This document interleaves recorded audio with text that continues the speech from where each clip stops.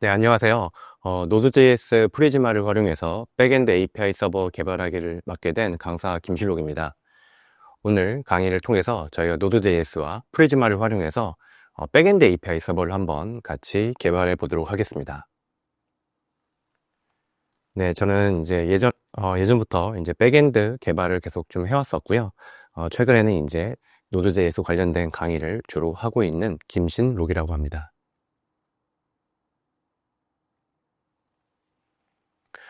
네, 저희가 오늘은 이제 백엔드 서버를 처음 개발하는 거기 때문에요. 백엔드 서버와 API의 기본 개념에 대해서 먼저 한번 살펴볼 거고요. 그 이후에 오늘 배울 Node.js와 익스프레스를 활용해서 백엔드 API 서버를 한번 구현해 보도록 하겠습니다. 그리고 이어서 백엔드를 개발할 때 반드시 꼭 필요한 데이터베이스란 무엇인지에 대해서 한번 살펴볼 거고요. 우리가 프리즈마라는 ORM 툴을 활용해서 실제로 서버와 데이터베이스를 연동해보는 과정도 같이 경험을 해볼 겁니다. 그리고 마지막으로 저희가 다양한 시나리오별 CRUD API를 구현하는 것으로 오늘 강의를 마치도록 하겠습니다.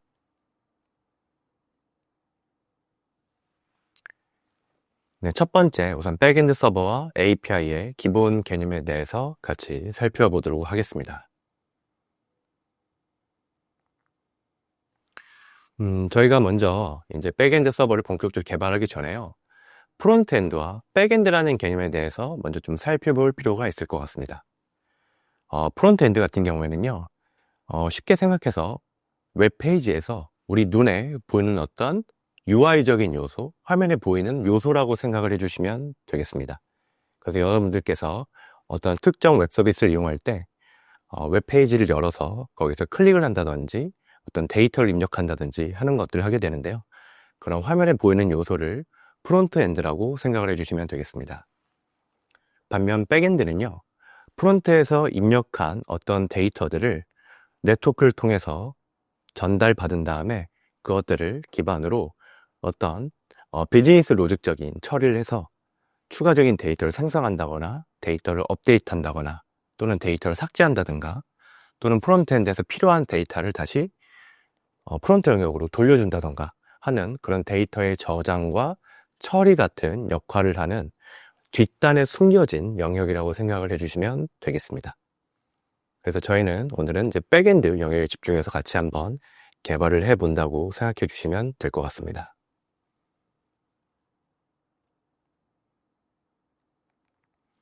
네, 그 다음으로 저희가 좀 살펴볼 개념은 클라이언트와 바로 서버라는 개념입니다. 클라이언트와 서버는요, 이제 우리 실생활에서도 많이 사용하는 용어가 될 것 같은데, 이제 웹 서비스 관점에서 바라봤을 때 클라이언트는 뭔가 요청을 보내는 쪽이라고 생각을 해주시면 되겠습니다. 그래서 보통 웹 서비스 기준으로 봤을 때는요, 브라우저 같은 것들이 보통 클라이언트의 역할을 클라이언트와 같은 역할을 해준다고 생각을 해주시면 될 것 같습니다. 우리가 이제 브라우저를 통해서 서버 쪽으로 어떤 특정 요청을 보내게 되는 거죠. 그리고 반면 서버는 클라이언트로부터 받은 요청을 처리해서 거기에 대해서 어떤 응답을 돌려주는 어떤 프로그램 같은 거라고 생각을 해주시면 되겠습니다. 그래서 다시 정리하면 클라이언트는 요청을 하는 프로그램, 그리고 서버는 그런 요청을 받아서 응답을 돌려주는 프로그램이라고 정리를 할 수 있겠습니다.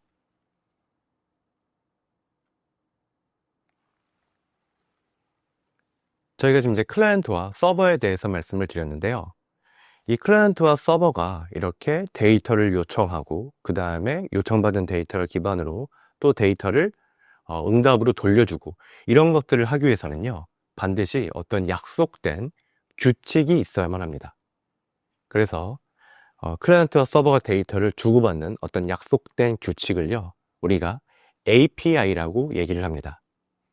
API는 Application Programming Interface의 약자라고 생각해 주시면 될 것 같고요. 그래서 반드시 우리가 서버를 구현할 때는 어떤 이 API에 따라서 반드시 서버 쪽 프로그램을 구성을 해야 한다라고 생각을 해주시면 되겠습니다.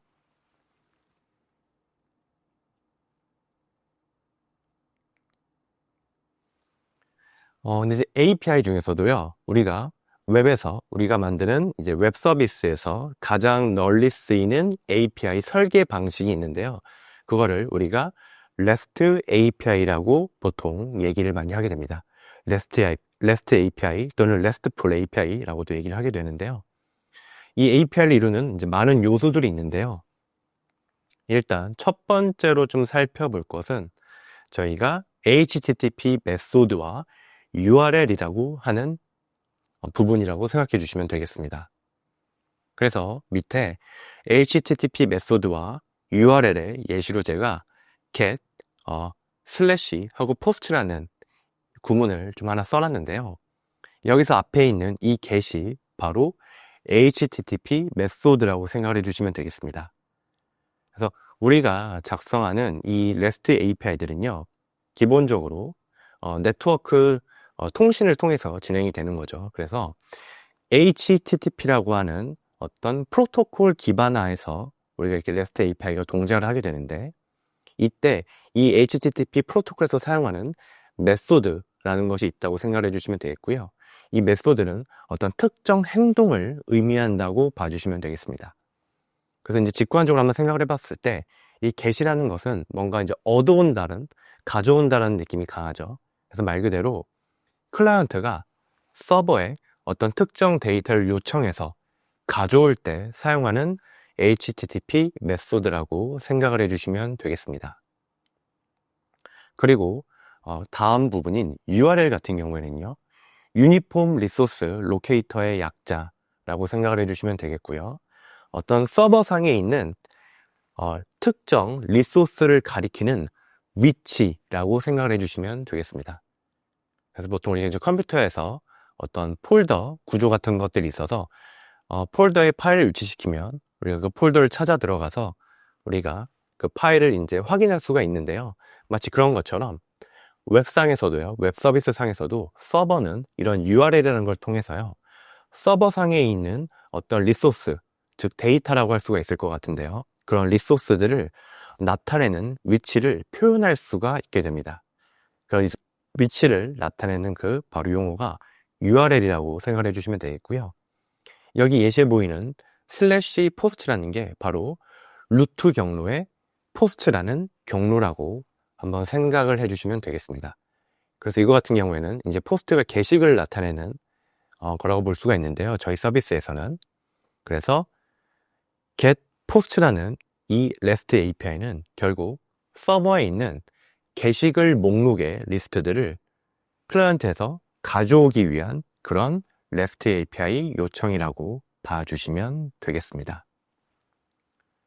그래서 저희가 이제 지금까지 배웠던 프론트엔드와 백엔드, 그 다음에 클라이언트와 서버, 그리고 API, 그 중에서도 이제 REST API라는 개념을 같이 한번 조합해서 한번 우리가 생각을 해보면요, 결국 백엔드 API 서버 개발이라는 것은 클라이언트, 즉 이제 프론트엔드 영역이 표시되는 영역이죠. 그 클라이언트가 요청한 데이터를 어떤 정해진 규칙, 바로 이제 API가 될 겁니다. 정해진 규칙에 따라서 응답으로 돌려주는 어떤 서버 프로그램을 만드는 일이라고 우리가 한번 정리를 해볼 수가 있을 겁니다.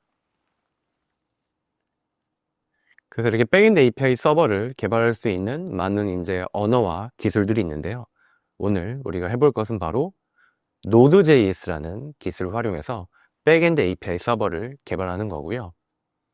Node.js 같은 경우에는요, 여기 이제 교환에 적혀 있는 것처럼 자바스크립트를 브라우저 밖에서도 실행할 수 있게 해주는 런타임 환경이라고 생각을 해주시면 되겠습니다. 자바스크립트를 브라우저 밖에서도 실행할 수 있게 해주는 런타임 환경이라고 생각을 해주시면 되겠고요. 원래 자바스크립트는요, 브라우저에서만 동작할 수 있는 언어였습니다. 브라우저 상에서 어떤 유저의 특정 액션이나 어떤 이제 마우스 클릭이라든지 데이터 입력 같은 그런 액션들에 반응해서 브라우저 상에서 프로그램을 이제 동적으로 제어할 수 있는 역할을 하는 게 바로 자바스크립트라는 언어였는데요. 이 자바스크립트 언어가 워낙 광범위하게 이제 많은 개발자들이 사용하다 보니까 이것을 서버 개발하는 데도 사용할 수 있다는 니즈가 생기면서 이 자바스크립트를 브라우저 밖에서도 사용할 수 있게 만들어준 런타임 환경이 바로 Node.js라고 우리가 정리를 할 수 있겠습니다. 그래서 Node.js 공식 홈피에 방문하시면 이제 자바스크립트를 Node.js를 이제 다운로드 받으실 수도 있을 거고요. 한번 이 부분을 잠깐 같이 살펴보도록 하겠습니다. 이제 제가 잠시 이제 크롬 브라우저를 한번 열었는데요.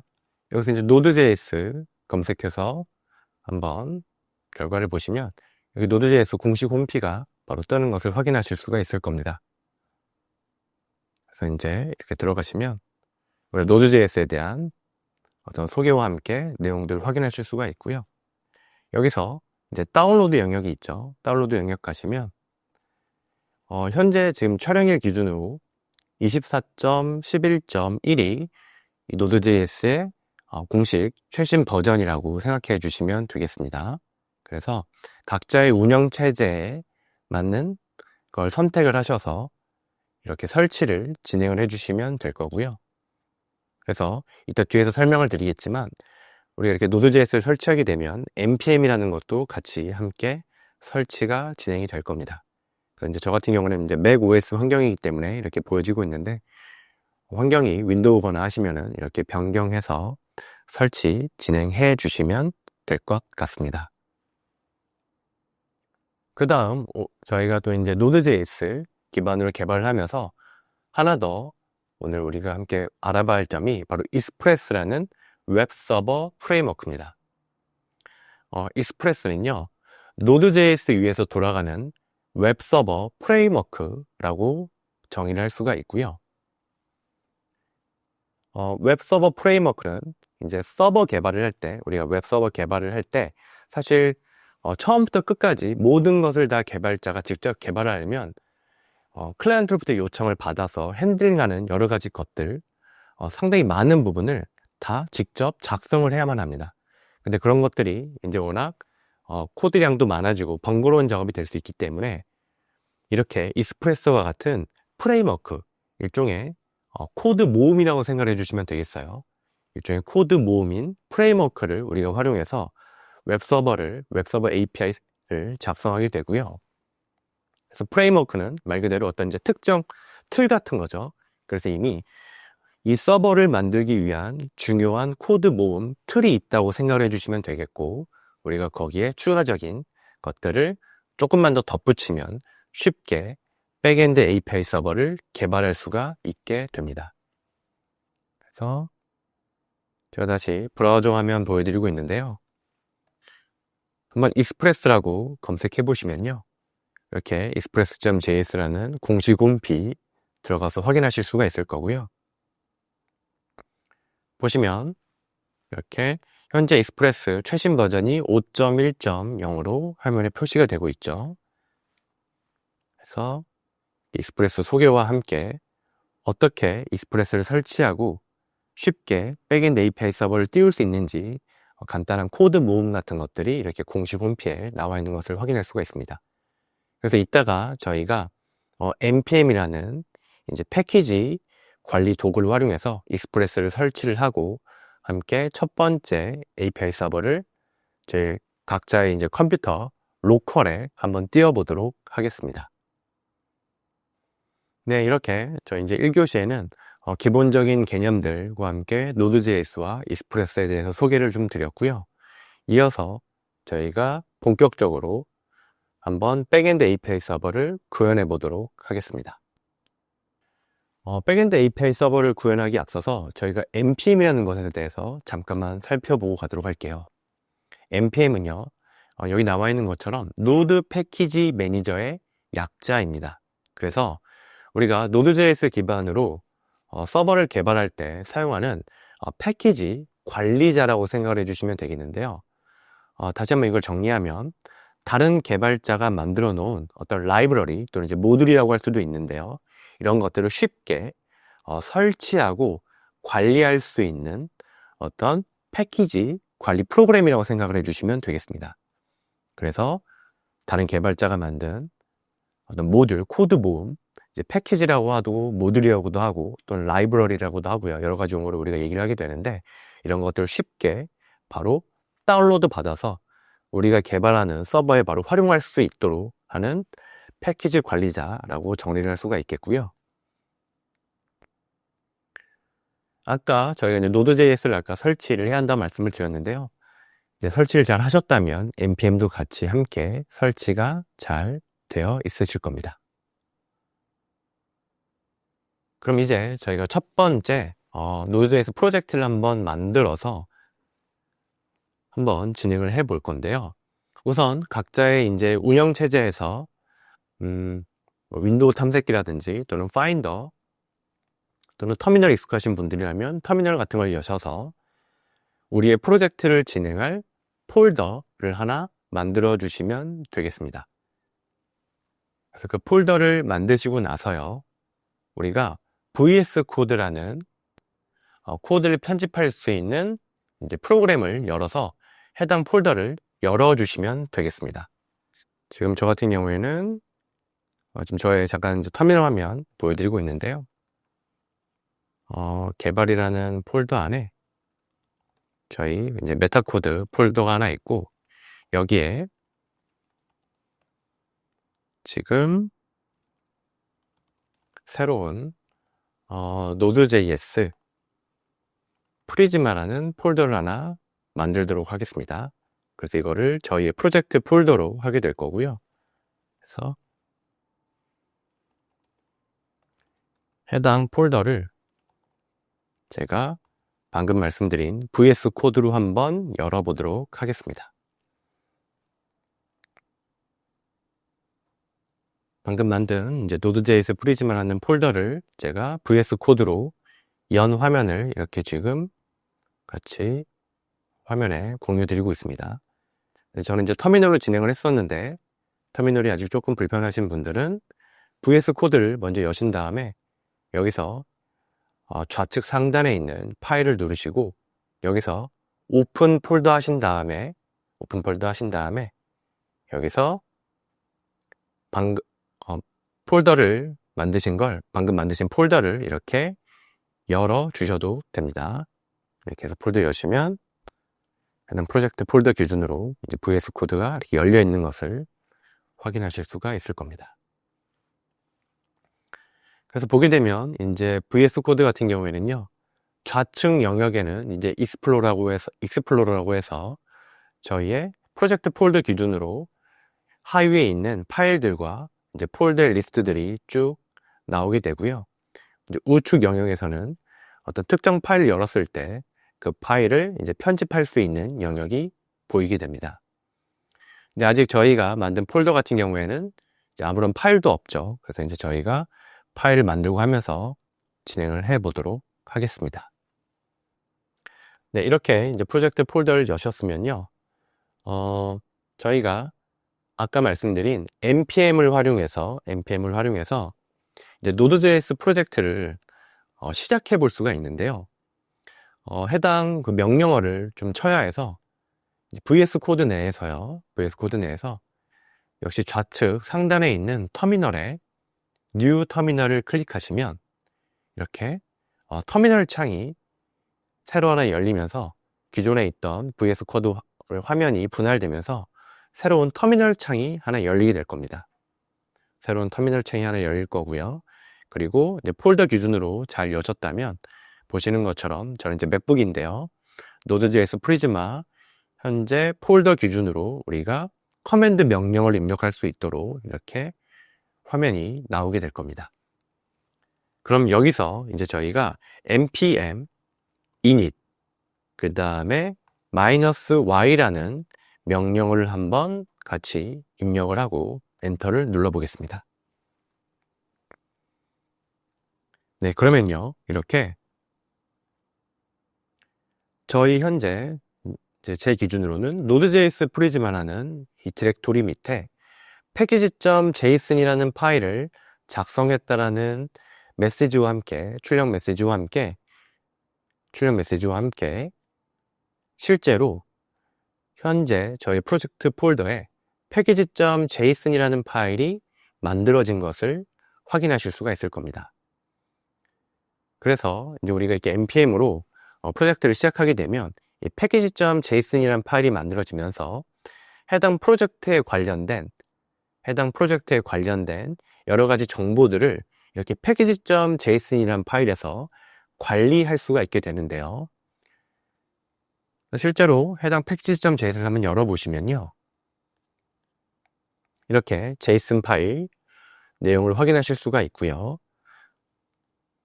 보시면 이렇게 한번 JSON 파일 안에 있는 이제 JSON 파일이 이게 키와 밸류로 데이터 형태가 이루어져 있죠. 그래서 한번 이렇게 키에 갖다 대보시면 해당 내용을 설명하는 툴팁도 아마 이렇게 뜨게 될 겁니다. 그래서 네임 같은 경우에는 우리가 이번에 만든 새로운 패키지였던 이름이라는 내용이 나오고, 버전 같은 경우에는 어떤 이제 우리의 프로젝트의 버전을 표현한다는 내용도 나오는 것을 확인할 수가 있습니다. 그래서 이런 여러 가지 항목들이 뜨는 것을 확인할 수가 있고요. 우리가 이렇게 이제 패키지를 만든 다음에 처음 좀 해줘야 할 작업이 하나 있습니다. 이 부분을 같이 좀 설명을 드리고 넘어가도록 하겠습니다. 그래서 지금 저희 교환 기준으로 npm init으로 패키지.json 생성하는 것까지 한번 진행을 해봤고요. 여기서 우리가 잠시 짚고 넘어갈 개념이 바로 모듈 시스템이라는 개념입니다. 이제 저희가 프로젝트를 진행하다 보면은 하나의 자바스크립트 파일에 모든 내용을 작성할 수가 없습니다. 그래서 파일을 쪼개서 특정 역할을 담당하는 이렇게 파일들로 코드를 계속 나누게 되는데요. 어떤 그런 파일들을 이제 우리가 보통 모듈이라고 생각을 해주시면 되겠습니다. 그래서 이렇게 모듈을 나누게 되면 실제로 그 모듈에 있는 내용을 불러와서 사용할 수 있는 어떤 그런 시스템이 필요하게 되는데요. 그런 것들 우리가 모듈 시스템이라고 얘기를 하고요. 대표적인 모듈 시스템으로 우리가 자바스크립트에서의 대표적인 모듈 시스템으로 ESM과 CJS라는 것이 있습니다. 그래서 CJS 같은 경우를 먼저 말씀드리면 CJS는 CommonJS의 약자라고 생각을 해주시면 되겠고요. 그래서 원래 애초에 자바스크립트 자체가 처음에 모듈 시스템이 없었습니다. 그런 상황에서 노드.js가 나오면서 모듈 시스템을 할 필요가 있다 보니까 노드.js가 이제 자체적으로 CommonJS라는 이제 모듈 시스템을 만들고 도입해서 사용을 했었다라고 생각을 해주시면 되겠고요. 그래서 이제 비교적 좀 옛날 방식의 모듈 시스템이라고 생각을 할 수가 있겠죠. 그런데 이제 그 이후에 자바스크립트가 점점 발전하면서 자바스크립트 자체적으로 새로운 모듈 시스템을 선보이게 되었고요. 그것을 ESM이라고 얘기를 합니다. 이것은 에크마스크립트 모듈의 약자라고 생각을 해주시면 되겠고요. 그래서 어떤 최신 방식의 자바스크립트 모듈 시스템을 우리가 ESM이라고 생각을 해주시면 되겠습니다. 그래서 실제로 ESM과 CJS는 모듈을 불러오고 활용하는 방법, 이런 문법들이 차이가 있습니다. 그런데 이제 우리는 이제 새로운 프로젝트를 진행하고 있고, 또 최근에는 ESM 방식으로 많이 사용을 하고 있기 때문에요. 우리 프로젝트에서도요, ESM을 사용해서 앞으로 프로그래밍을 진행하게 될 겁니다. 그래서 방금 말씀드린 그 ESM이라고 하는 모듈 시스템을 우리가 활용하기 위해서는요, 패키지.json에서 이 타입에 해당되는 항목을 수정을 해줘야만 합니다. 그래서 아마도 디폴트로 우리가 npm init에서 만든 패키지.json에서는요, 이게 CommonJS로 되어 있을 겁니다. 그래서 이 CommonJS 부분을요, 이렇게 모듈로 수정을 해주시면 되겠습니다. 그러면 방금 말씀드린 ESM 방식으로 우리가 앞으로 우리의 패키지를 관리할 수 있게 될 겁니다. 그래서 모듈 이렇게 저도 이렇게 수정을 했습니다. 이 모듈로 수정을 해주시면 되겠습니다.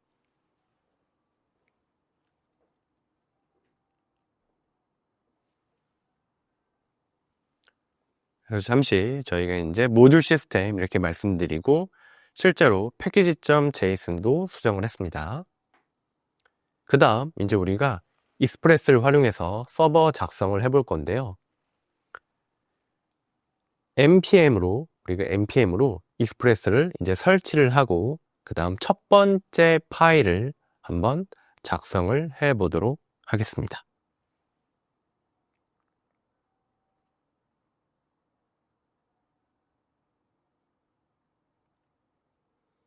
다시 지금 VS 코드 화면 보여드리고 있고요. 여기서 저희 이제 터미널 영역에서요. 터미널 영역에서 npm install 그다음에 express라고 치고 엔터를 눌러주시면 되겠습니다. 그럼 npm이 express라는 아까 저희가 말씀드렸던 웹서버 프레임워크를 이제 설치하게 됩니다. 우리 프로젝트 폴더에 익스프레스를 설치하게 되고요. 그럼 이렇게 익스프레스 설치가 이제 끝나게 되면 실제로 저희 보시는 것처럼 프로젝트 폴더에 변화가 생깁니다. 그래서 package.json을 먼저 보게 되면 package.json에 dependencies라는 영역이 추가된 것을 확인할 수가 있죠. 그래서 dependencies는 이제 우리나라 말로 번역하면 이제 의존성이라고 할 수가 있겠는데요. 우리의 프로젝트가 의존하게 되는, 즉 사용하게 되는 어떤 외부 모듈을 나타내고 있는 영역이라고 생각을 해주시면 되겠습니다. 그래서 역시 익스프레스도 우리가 직접 작성한 게 아니라 지금 새로 npm을 통해서 다운로드 받은 설치한 모듈이죠. 그렇기 때문에 지금 이렇게 package.json에 이렇게 리스토가 되어 있는 것을 확인하실 수가 있을 겁니다. 그리고 이제 package.json이라는 파일도 생성된 것을 확인하실 수가 있는데요. 이제 package.json 같은 경우에는요, 현재 우리 프로젝트가 의존하고 있는, 즉 사용하고 있는 패키지에 관련된 어떤 좀 더 세부적인 정보들을 나타내고 있는 파일이라고 생각을 해 주시면 되겠습니다. 그리고 그 다음 이제 노드 모듈즈라는 폴더가 저희 프로젝트 폴더 밑에 생성된 것을 확인하실 수가 있을 겁니다. 그래서 이제 노드 모듈즈 폴더 이렇게 한번 익스플로러 영역에서 이렇게 펼쳐 보시면 이렇게 방금 우리가 익스프레스를 설치하면서 함께 설치된 수많은 모듈들이 이렇게 쭉 보이는 것을 확인하실 수가 있을 거예요. 그래서 우리는 익스프레스만 설치를 했지만 익스프레스가 또 사용하고 있는 다른 수많은 모듈들이 있거든요. 그런 것들까지 한꺼번에 지금 우리의 로컬에 이렇게 설치가 되었다는 것을 생각해 주시면 되겠고요. 그래서 실제로 이런 폴더를 다 열어보시면 이런 자바스크립트 파일, 해당 모듈의 어떤 자바스크립트 파일들이 있는 것들을 다 확인해 보실 수도 있을 겁니다.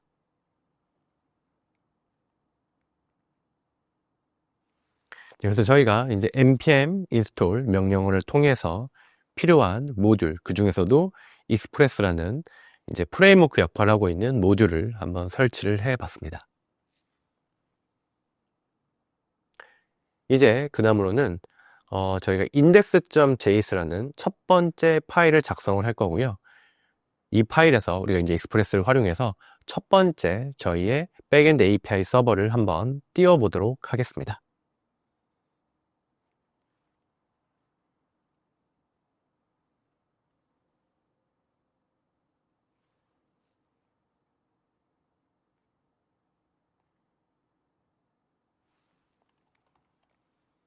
지금 다시 VS 코드 화면으로 돌아와서요. 여기에서 저희가 index.js라는 새로운 파일을 하나 만들고 있습니다. 익스플로러 영역에서 new 파일 이 부분 클릭하신 다음에 파일명과 확장자 입력하시면 이렇게 프로젝트 폴더 내에 새로운 파일을 만드실 수가 있어요. 그래서 index.js라는 이제 자바스크립트 코드를 작성할 수 있는 파일을 하나 만들어 주시면 되겠고요. 저희가 여기서 이제 import라는 구문을 써서 익스프레스 모듈에서 익스프레스라는 것을 한번 임포트 해 보도록 하겠습니다.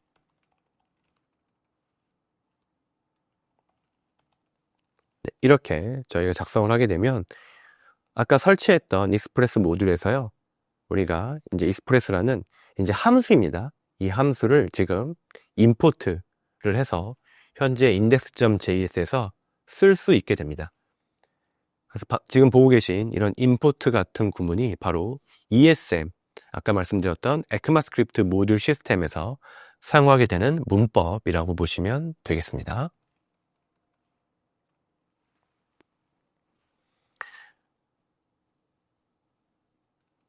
네, 이렇게 익스프레스 임포트 하시고, 그 다음, 이제 저희가, 익스프레스 앱 객체를 하나 만들어줘야 합니다.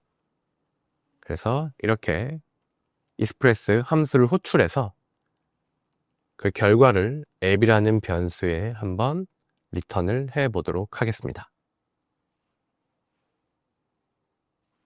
그래서 이렇게 앱 객체를 만들어 줬고요. 그 다음 이제 저희가 만드는 백엔드 API 서버 같은 경우에는요, 이제 네트워크 통신을 통해서 이제 클라이언트로부터 어떤 데이터를 이제 전달받으면, 즉 클라이언트로부터 요청을 받으면 이제 그것에 대해서 처리하는 이제 서버 프로그램이죠. 그렇기 때문에 포트라는 것을 활용해서, 포트라는 곳에 우리의 서버 프로그램이 띄워져 있어야 합니다. 그래서 이 해당 포트를 통해서 어떤 네트워크를 통해서 데이터가 들어온다고 생각을 해주시면 좋을 것 같고요.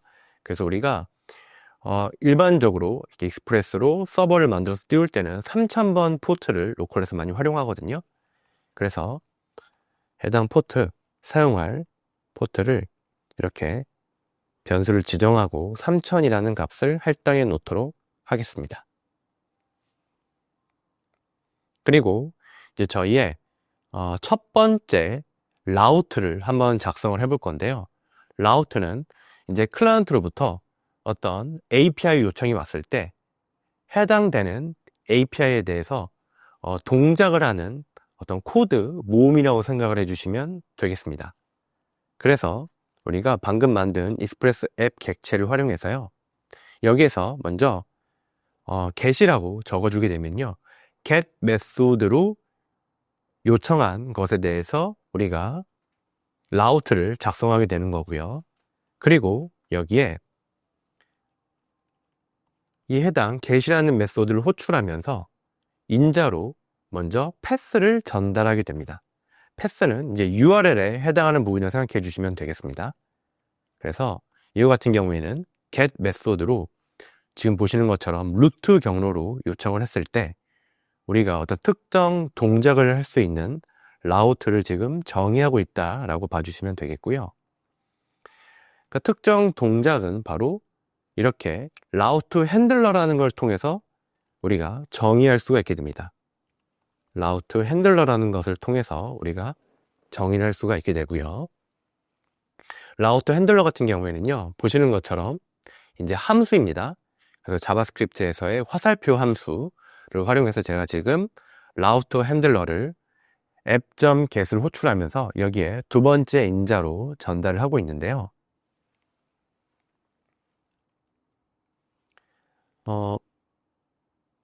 여기서 이제 리퀘스트, 이 req는 이제 리퀘스트 객체에 해당하는 부분인데, 이것은 제가 이제 좀 나중에 더 설명을 드리겠습니다. 우선은 저희는 이 res라는 리스폰스 객체만 한번 활용을 해볼 건데, 익스프레스에서는요, 이렇게 라우터 핸들러에 리퀘스트와 리스폰스라는 객체를 각각 인자로 넣어주게 됩니다. 우리가 해당 경로로 get 루트 경로로 요청이 왔을 때 실행되는 이 라우터 핸들러에 인자로 이렇게 리퀘스트와 리스폰스 객체를 전달을 해주게 되는데, 우리는 이 리스폰스 객체를 활용해서 클라이언트에 응답을 줄 수가 있게 됩니다. 그래서 지금 저희 같은 경우에는 첫 번째 라우트를 정의하고 있는 거니까요, 이렇게 hello express라는 이름으로 한번 코드를 작성해 보도록 하겠습니다. 그래서 이거 같은 경우에는요, hello express라는 문자열을 우리가 클라이언트한테 응답으로 돌려주는 코드라고 생각을 해주시면 되겠고요. 바로 이런 역할을 하는 게 라우트 핸들러에서 리스폰스라는 객체입니다. 그래서 리스폰스 객체에서 제공해주는 send라는 메소드를 호출하게 되면 우리가 클라이언트한테 응답을 돌려줄 수 있다라고 보시면 되겠고요. 지금은 hello express라는 문자열을 응답으로 돌려주려고 합니다. 그리고 이렇게 이제 라우트, 첫 번째 라우트를 정의한 이후에는요, 저희가 이제 실제로 특정 포트로 우리의 익스프레스 앱 서버를 띄워야 하는데요, 그 명령어가 바로 listen이라는 메소드입니다. 이 listen이라는 메서드를 활용해서 우리가 실제로 서버를 띄울 수 있다라고 보시면 될 것 같고요. 그래서 보시는 것처럼 app.listen이라고 이렇게 우리가 정의를 하고 여기에서 포트를 전달을 하게 됩니다. 포트를 전달을 하고 첫 번째 인자로요. 그 다음에 두 번째 인자로 함수, 콜백 함수를 전달하게 되는데요. 그래서 우리 같은 경우는 서버가 정상적으로 잘 띄워지면 우리의 이제 터미널에 console log라는 명령을 활용해서 서버 listen on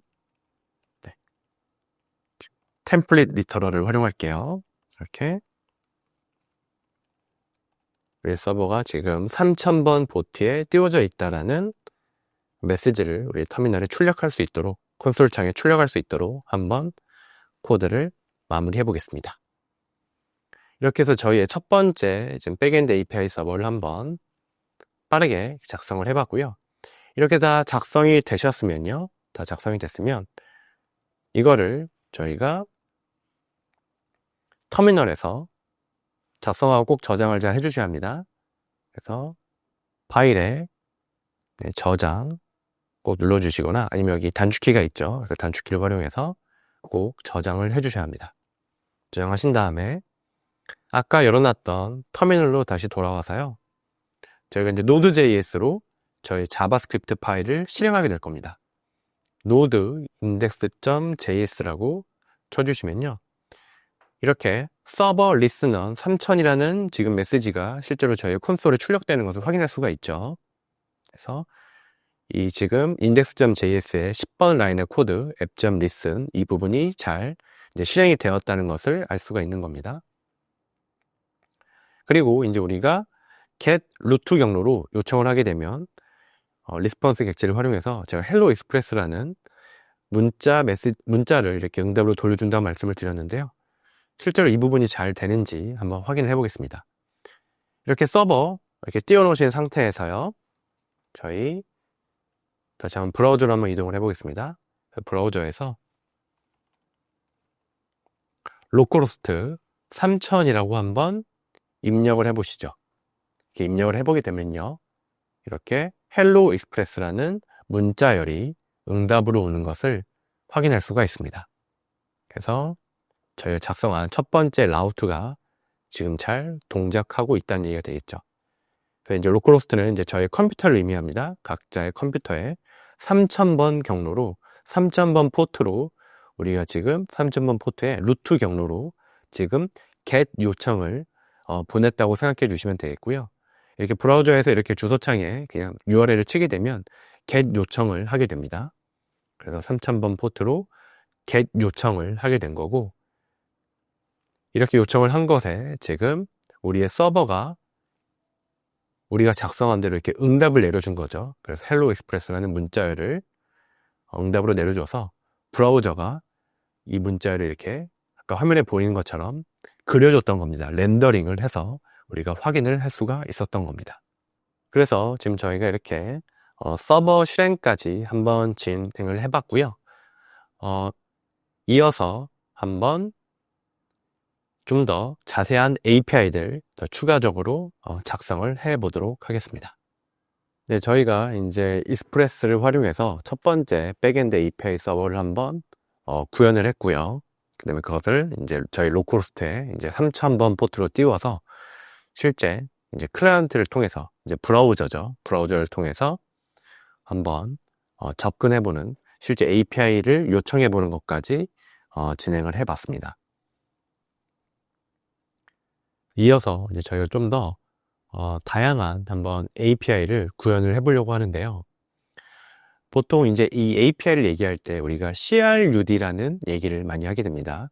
이 CRUD는요, Create, Read, Update, 그 다음에 Delete 이 네 가지 동작의 어떤 앞글자를 따서 만든 어떤 약어라고 생각해 주시면 될 것 같고요. 그래서 우리가 어떤 서버상의 리소스를, 즉 데이터를 새로 생성하거나 읽어오거나 또는 업데이트, 수정하거나 또는 딜리트, 삭제하는 그런 동작을 의미한다고 봐주시면 되겠습니다. 그래서 이 네 가지 동작을 우리가 묶어서 CRUD라고 얘기를 하는데요. 이러한 동작들을 할 수 있는 API를 한번 실제로 구현을 해 보도록 하겠습니다. 그래서 저희 이제 교환에 있는 것처럼 아직은 저희가 이제 데이터베이스, 이제 이어서 나중에 배우게 될 내용인데요. 데이터베이스를 실제로 활용하지 않고 있기 때문에 우리가 우선은 메모리에 실제 데이터를 로드한 다음 그 데이터를 이제 읽어오거나 아니면 거기에 데이터를 추가하거나 그런 액션들을 취해야 하거든요. 그렇기 때문에 그런 데이터를 처음에 로드할 수 있는 목점.js라는 파일을 하나 만들어서 작성을 하게 될 거고요. 그리고 이어서 아까 우리가 만들었었던 index.js에 보시는 것처럼 get post, 그 다음에 get post id, 그리고 post, 그 다음에 patch post id, 그 다음에 delete post id에 해당하는 이 API들을 한번 차례대로 구현을 해 보겠습니다. 구현하면서 좀 더 자세한 내용들 같이 설명드리도록 할게요. 네, 그래서 제가 조금 미리 이제 코드를 준비를 해놨습니다. 그래서 이걸 같이 보면서 천천히 말씀드리려고 하는데요. 그 전에 저희 이제 VS 코드 환경을 조금 세팅을 같이 해주시면 좋을 것 같아서 이 부분 잠시 안내를 드리고 가도록 하겠습니다. 지금 제가 index.js 파일을 조금 미리 이렇게 준비를 해 놓은 코드인데요. 여기서 한번 보시면요. 제가 네 번째 라인에 있는 이 세미콜론을 한번 잠시 삭제를 해 보겠습니다. 삭제를 하고요. 제가 여기서 이제 저는 맥이기 때문에 저장하는 단축키가 커맨드 S거든요. 커맨드 S를 눌러서 한번 저장을 해 보겠습니다. 저장을 했더니 혹시 이렇게 세미콜론이 다시 생기는 거 혹시 보이셨나요? 그래서 이런 식으로 우리가 코드를 작성할 때 어떤 특정 포매팅을 좀 지켜줄 필요가 있는데요. 이렇게 포매팅을 지켜야만 우리가 코드의 가독성도 높아지고 개발자의 어떤 실수도 미연에 좀 방지할 수가 있습니다. 그래서 지금 보시는 것처럼 이런 식으로 제가 이꼴 다음에 공백 없이 이렇게 작성을 했는데 이거 역시 이렇게 딱 저장을 하게 되면 알아서 이렇게 공백이 만들어지면서 저장이 완료가 되죠. 그래서 이런 것들을 좀 여러분들께서도 세팅해 놓고 하시면 좋을 것 같아서 좀 안내를 드리려고 합니다. 우선 저희가 VS 코드에서요, 익스텐션이라는 게 있습니다. VS 코드 화면에서 보시면 맨 좌측에 이런 이모티콘들이 있는데 이 중에서 위에서 다섯 번째 있네요. 여기에 있는 익스텐션즈라는 이 이모티콘 한번 클릭을 해보시면 이렇게 우리가 VS 코드 내에서 설치할 수 있는 일종의 확장 프로그램이죠. 이것들을 설치하고 관리할 수 있는 영역이 표시가 됩니다. 여기서 우리가 프리티어라고 한번 검색을 해보시면요. 프리티어 코드 포매스터라고 해서 프리티어를 활용해서 코드를 포매팅하는 프로그램인 프리티어가 이렇게 첫 번째 검색 결과로 나오게 될 겁니다. 그래서 이거를 클릭하셔서 저 같은 경우에는 이제 이미 설치를 했기 때문에 언인스톨로 나오고 있는데요. 아마 이제 처음 하시는 분들은 이렇게 인스톨로 뜨게 될 겁니다. 그래서 인스톨 누르셔서 설치를 해주시면 될 것 같고요. 이제 프리티어 같은 경우에는 말 그대로 코드를 예쁘게 포매팅하는 그런 프로그램입니다. 그래서 VS 코드에서 사용할 수가 있고요. 우리가 이제 자바스크립트와 같은 언어를 사용해서 코드를 작성할 때 많이 작성하는 포매팅 프로그램이라고 생각을 해주시면 되겠습니다. 그래서 아까 이걸 이제 아까 제가 보여드렸던 제가 index.js 제 파일에서 뭔가 규칙을 어기고 제가 코딩을 하더라도 저장을 하는 순간에 이제 자동으로 이렇게 포매팅이 된다고 말씀을 드렸죠. 이런 것들이 바로 이제 프리티어를 활용해서 기본적으로 가능하다라고 생각을 해주시면 되겠는데요. 근데 저희가 이제 프리티어를 이제 설치를 했기 때문에 이제 코드 포매팅이 진행이 될 수 있는데 어떻게 코드 포매팅을 할 것인지에 대해서 사실 좀 미리 정의를 해주는 것도 필요합니다. 그 정의를 해주는 게 바로 저희 프로젝트 폴더 내에서요, 이 .vs 코드라는 폴더를 하나 새로 만들어 주시면 됩니다. 저는 이제 미리 이렇게 만들어서 보여드리고 있는데요. 익스플로러 영역에서 이렇게 뉴 폴더 하신 다음에 폴더명 이렇게 입력하시면 됩니다. 이렇게 해서 vs 코드라는 폴더를 만들어 주시면 되고요. 여기에 이 만든 vs 폴더 밑에 폴더를 열어보시면 저는 역시 미리 settings.json이라는 파일을 새로 넣어놨는데, 여기서 역시 이렇게 new 파일 하신 다음에 settings.json에서 만들어 주시면 되겠죠. 이렇게 해서 새로운 JSON 파일을 하나 만들어 주시고요. 여기에 우리가 포매팅을 위한 여러 가지 설정 값들을 이렇게 JSON 데이터로 이렇게 작성을 해 주시면 되겠습니다. 그래서 지금 제가 보여드리고 있는 이 내용을 settings.json에 미리 작성을 해주시면 앞으로 저와 똑같은 그런 코드 포매팅이 지금 보고 계신 여러분들의 로컬에서도 VS 코드 내에서 똑같이 동작을 하게 될 겁니다. 그래서 이제 저 같은 경우에 간단하게 한번 보게 되면 이제 여기 에디터 기본 설정 영역이라고 해서 여기서는 이제 어떤 에디터의 탭 사이즈, 그러니까 스페이스 두 칸이 탭을 치는 것과 동일하게 한다는 의미입니다. 여기서 툴팁이 뜨고 있죠. 그래서 탭을 누르면 스페이스 두 칸, 어떤 스페이스를 활용한 두 칸 공백을 하도록 제가 지금 이렇게 에디터 설정을 했다고 보시면 될 것 같고요. 그리고 탭을 눌렀을 때 우리가 실제로 스페이스를 입력하도록 하는 옵션, 이런 것들 이렇게 설정을 했습니다. 그리고 이렇게 프리티어 설정, 이 영역에서는 문자열 같은 경우에 우리가 더블 쿼트 대신에 싱글 쿼트를 사용하도록 한다라는 어떤 그런 옵션도 추가를 했고요. 그 다음에 객체의 어떤 프로퍼티 같은 것들을 나열할 때 반드시 마지막에 이제 콤마 같은 것들을 집어넣도록 하는 그런 옵션, 그 다음에 어떤 특정 구문이 끝났을 때 세미콜론을 추가하도록 하는 옵션, 그 다음에 각 라인에 어떤 코드, 그러니까 글자 수죠. 글자 수를 이제 100자로 제한하는 어떤 그런 옵션, 그리고 역시 탭을 눌렀을 때 이제 스페이스 두 칸을 적용한다는 그런 옵션, 이런 것들을 제가 이렇게 설정을 해놨고요. 그리고 현재 우리 이제 VS 코드 내에서 이제 디폴트 포매팅하는 프로그램으로 이제 프리티어 VS 코드를 사용한다라는 것과 함께, 그리고 제가 저장을 누르면 자동으로 포매팅을 하도록 하는 옵션인 포맷 앤 세이브, 이런 것들을 다 설정을 해놨습니다. 그리고 이제 이 뒤에 이제 15번 라인부터 있는 이것은 이제 저희가 나중에 사용하게 될 프리즈마와 관련된 건데요. 이제 프리즈마도 어떤 특정 파일을 우리가 작성을 해야 합니다. 그때 역시 프리즈마 고유의 포매팅이 동작할 수 있도록 하는 옵션과 함께 우리 프리즈마 버전을 VS 코드 내에서 6을 사용한다는 의미로 하게 되는 이런 pin to prisma 6라는 옵션까지 제가 이렇게 추가를 해놓은 settings.json을 확인하실 수가 있습니다. 그래서 여러분들께서도 코드 작성하시면서 이런 포매팅 도움을 받으시면 일관된 형식으로 깔끔하게 코드를 작성하실 수 있으시니까요. 꼭 한번 이렇게 저와 같이 프리티어 아까 익스텐션 설치한 이후에 settings.json을 .vs 코드 폴더 밑에 이렇게 작성해 주시면 좋을 것 같습니다.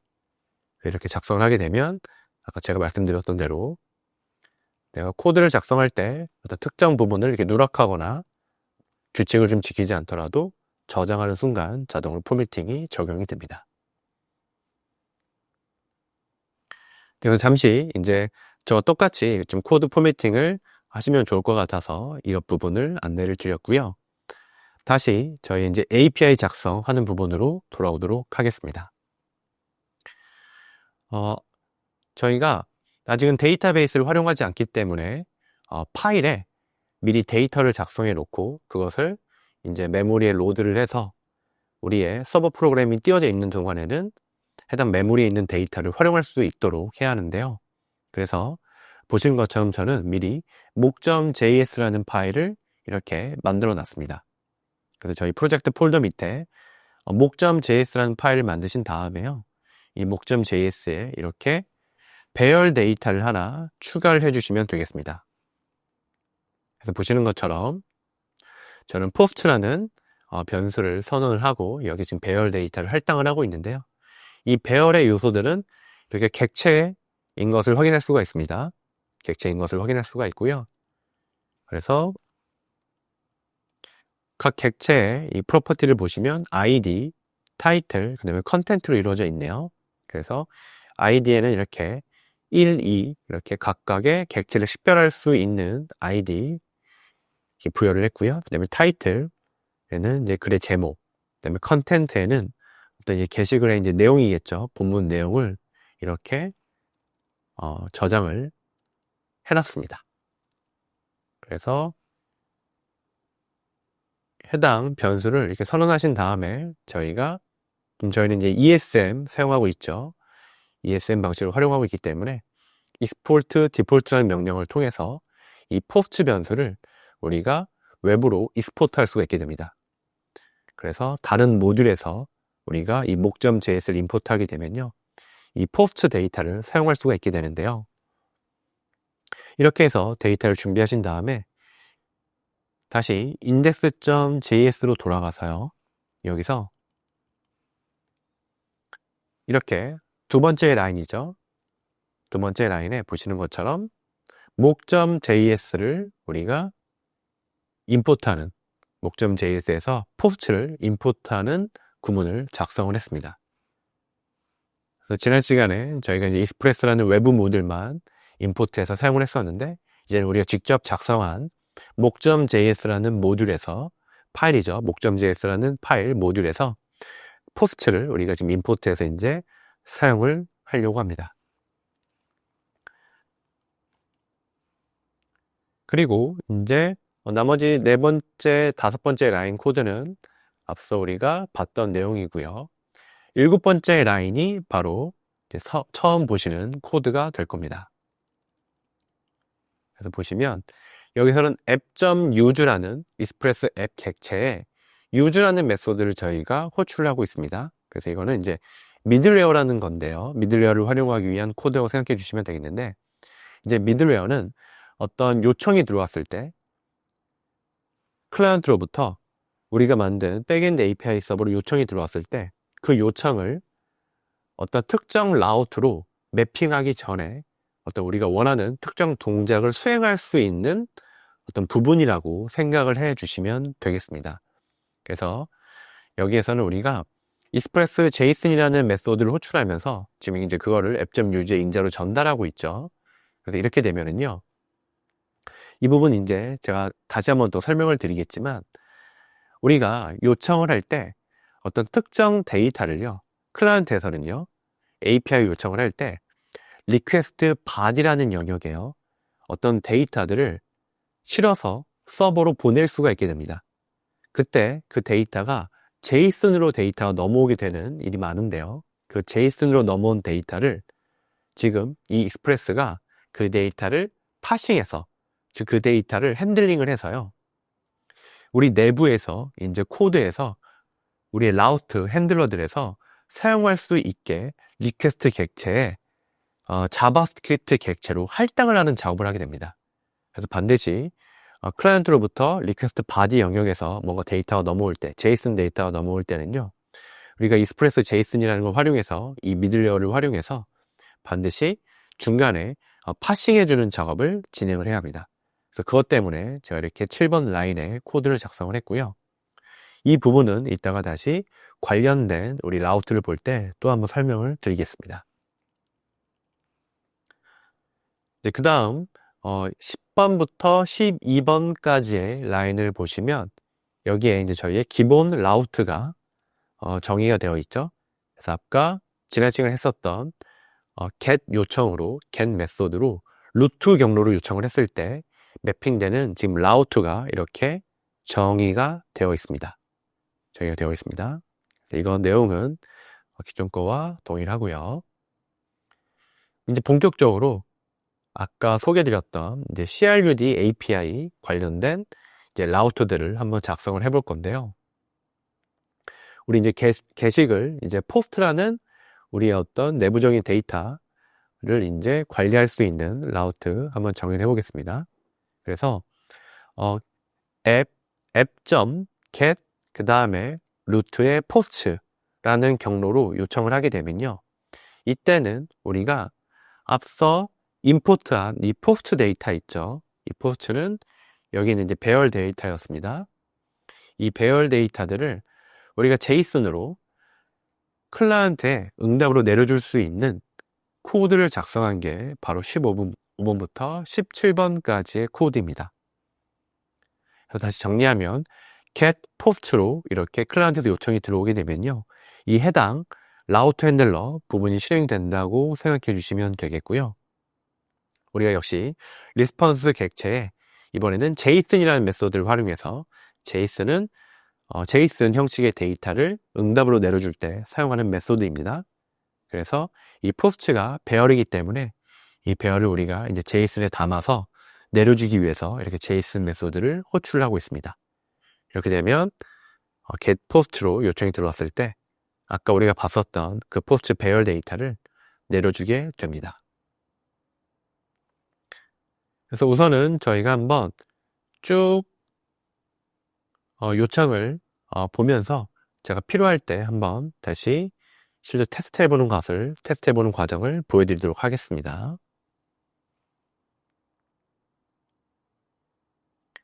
네, 그 다음 두 번째는요. 보시면 get post 그 다음에 id라는 경로, 패스로 요청을 했을 때 매핑되는 라우트 부분입니다. 그래서 보시면 이 포스트에 이제 id 이 부분에 좀 주목을 해주시면 좋겠는데요. 이 요청은요, 포스트에 어떤 특정 id, 포스트는 아까 보셨던 것처럼 이제 id가 있습니다. 각각의 포스트를 식별할 수 있는 id가 있는데요. 이 id는 그때그때 값이 바뀌겠죠. 우리가 1번 포스트를 보고 싶을 때는 포스트 1로 요청을 할 거고 2번 포스트에 대해서 우리가 데이터를 요청할 때는 포스트 2로 요청을 하게 될 겁니다. 이렇게 변하는 어떤 URL 부분이라고 보시면 되는데요.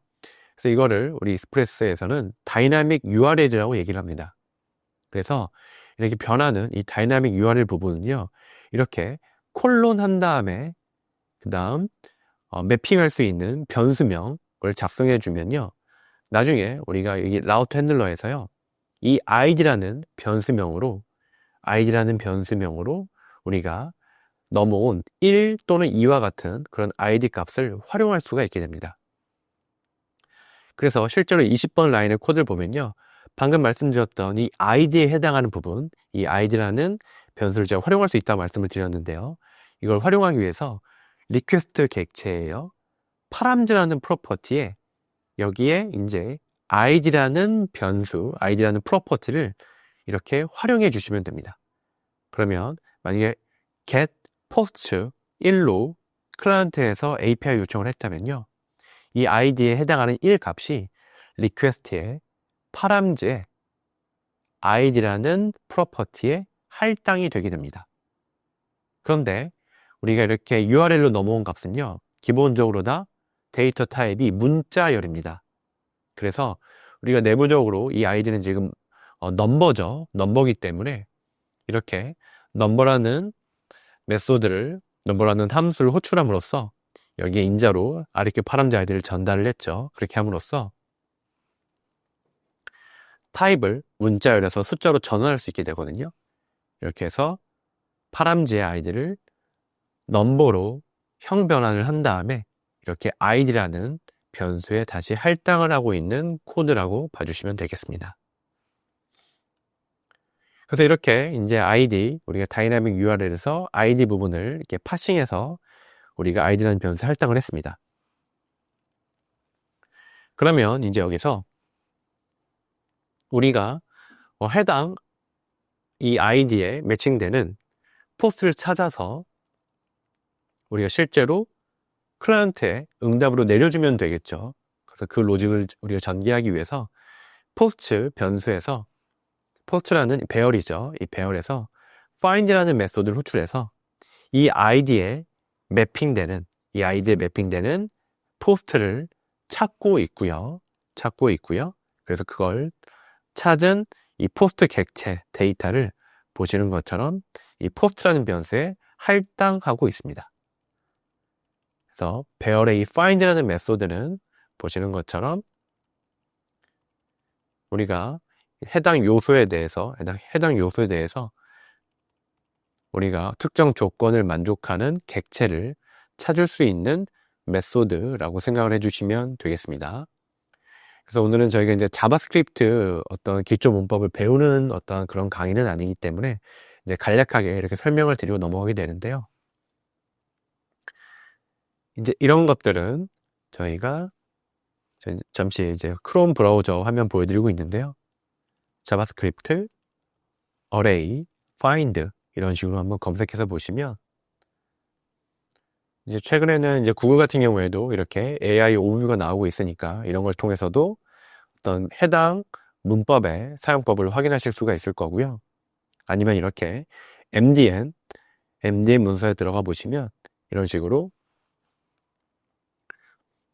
자세한 내용들 찾아보실 수가 있을 겁니다. 그래서 오늘은 제가 이런 내용들까지 설명드리지 않고 좀 넘어가도록 하겠습니다. 필요한 부분들은 조금만 찾아서 마저 이렇게 같이 공부하면서 진행해 주시길 부탁드리겠습니다.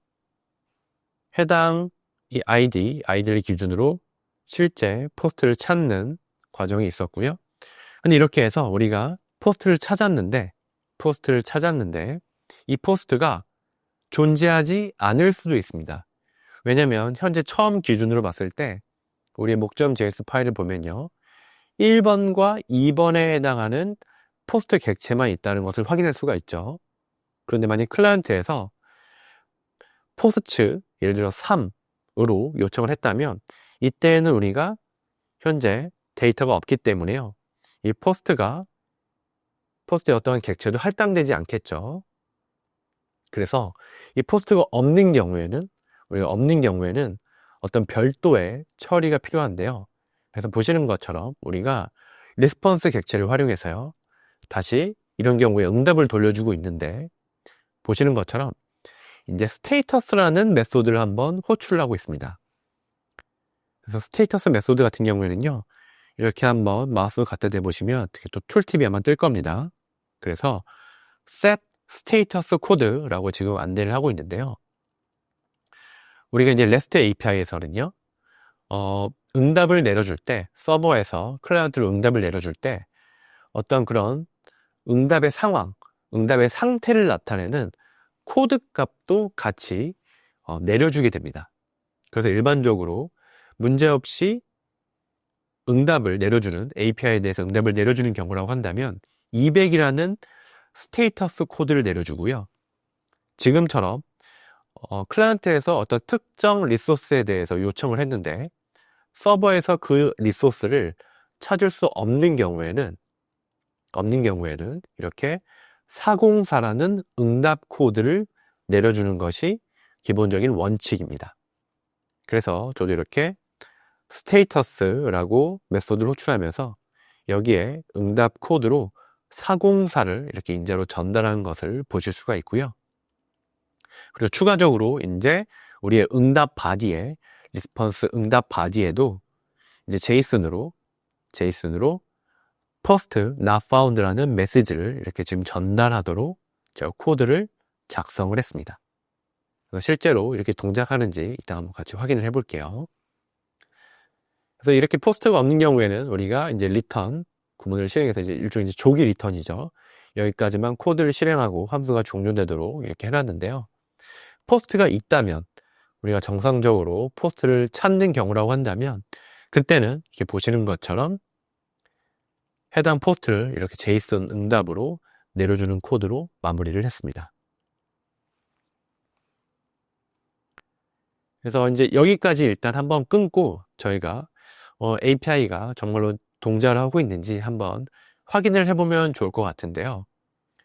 우리가 지난 시간에 했던 것처럼 이제 브라우저를 활용해서 요청을 하는 것도, 브라우저라는 클라이언트를 활용해서 요청하는 것도 물론 문제가 없습니다만 앞으로 이제 다양한 요청들을 우리가 진행을 해야 하기 때문에 그런 것들을 좀 더 편리하게 하기 위한 어떤 프로그램을 좀 별도로 사용을 하려고 합니다. 그래서 여기서 잠시 아까 이제 프리티어 설치하셨던 것처럼요. 저희 VS 코드에 익스텐션즈 영역 가보셔서 여기서 REST 클라이언트라고 한번 검색을 해봐 주세요. 그러면 여기 REST 클라이언트 for Visual Studio Code라는 익스텐션이 아마 첫 번째 검색 결과로 노출이 될 겁니다. 그래서 저는 역시 이걸 이미 설치를 했기 때문에 이렇게 언인스톨로 뜨고 있는데, 처음 이제 검색하셨으면 인스톨 할 수 있게 뜰 겁니다. 그래서 인스톨 버튼 누르셔서 설치를 진행해 주시면 될 것 같고요. 여기 이렇게 설명이 나와 있는 것처럼요, 이 REST 클라이언트라는 익스텐션은 이제 우리 VS 코드 내에서 바로 HTTP 요청을 바로 보내고 그 다음에 응답을 확인할 수 있도록 해주는 프로그래밍이라는 설명이 나와 있습니다. 그래서 저는 앞으로 이제 VS 코드 내에서 조금 더 빠르고 쉽게 HTTP 요청, 즉 이제 REST API 요청을 해보고 응답을 한번 확인해 보도록 하겠습니다. 그래서 이렇게 설치까지 한번 진행을 해 주시고요.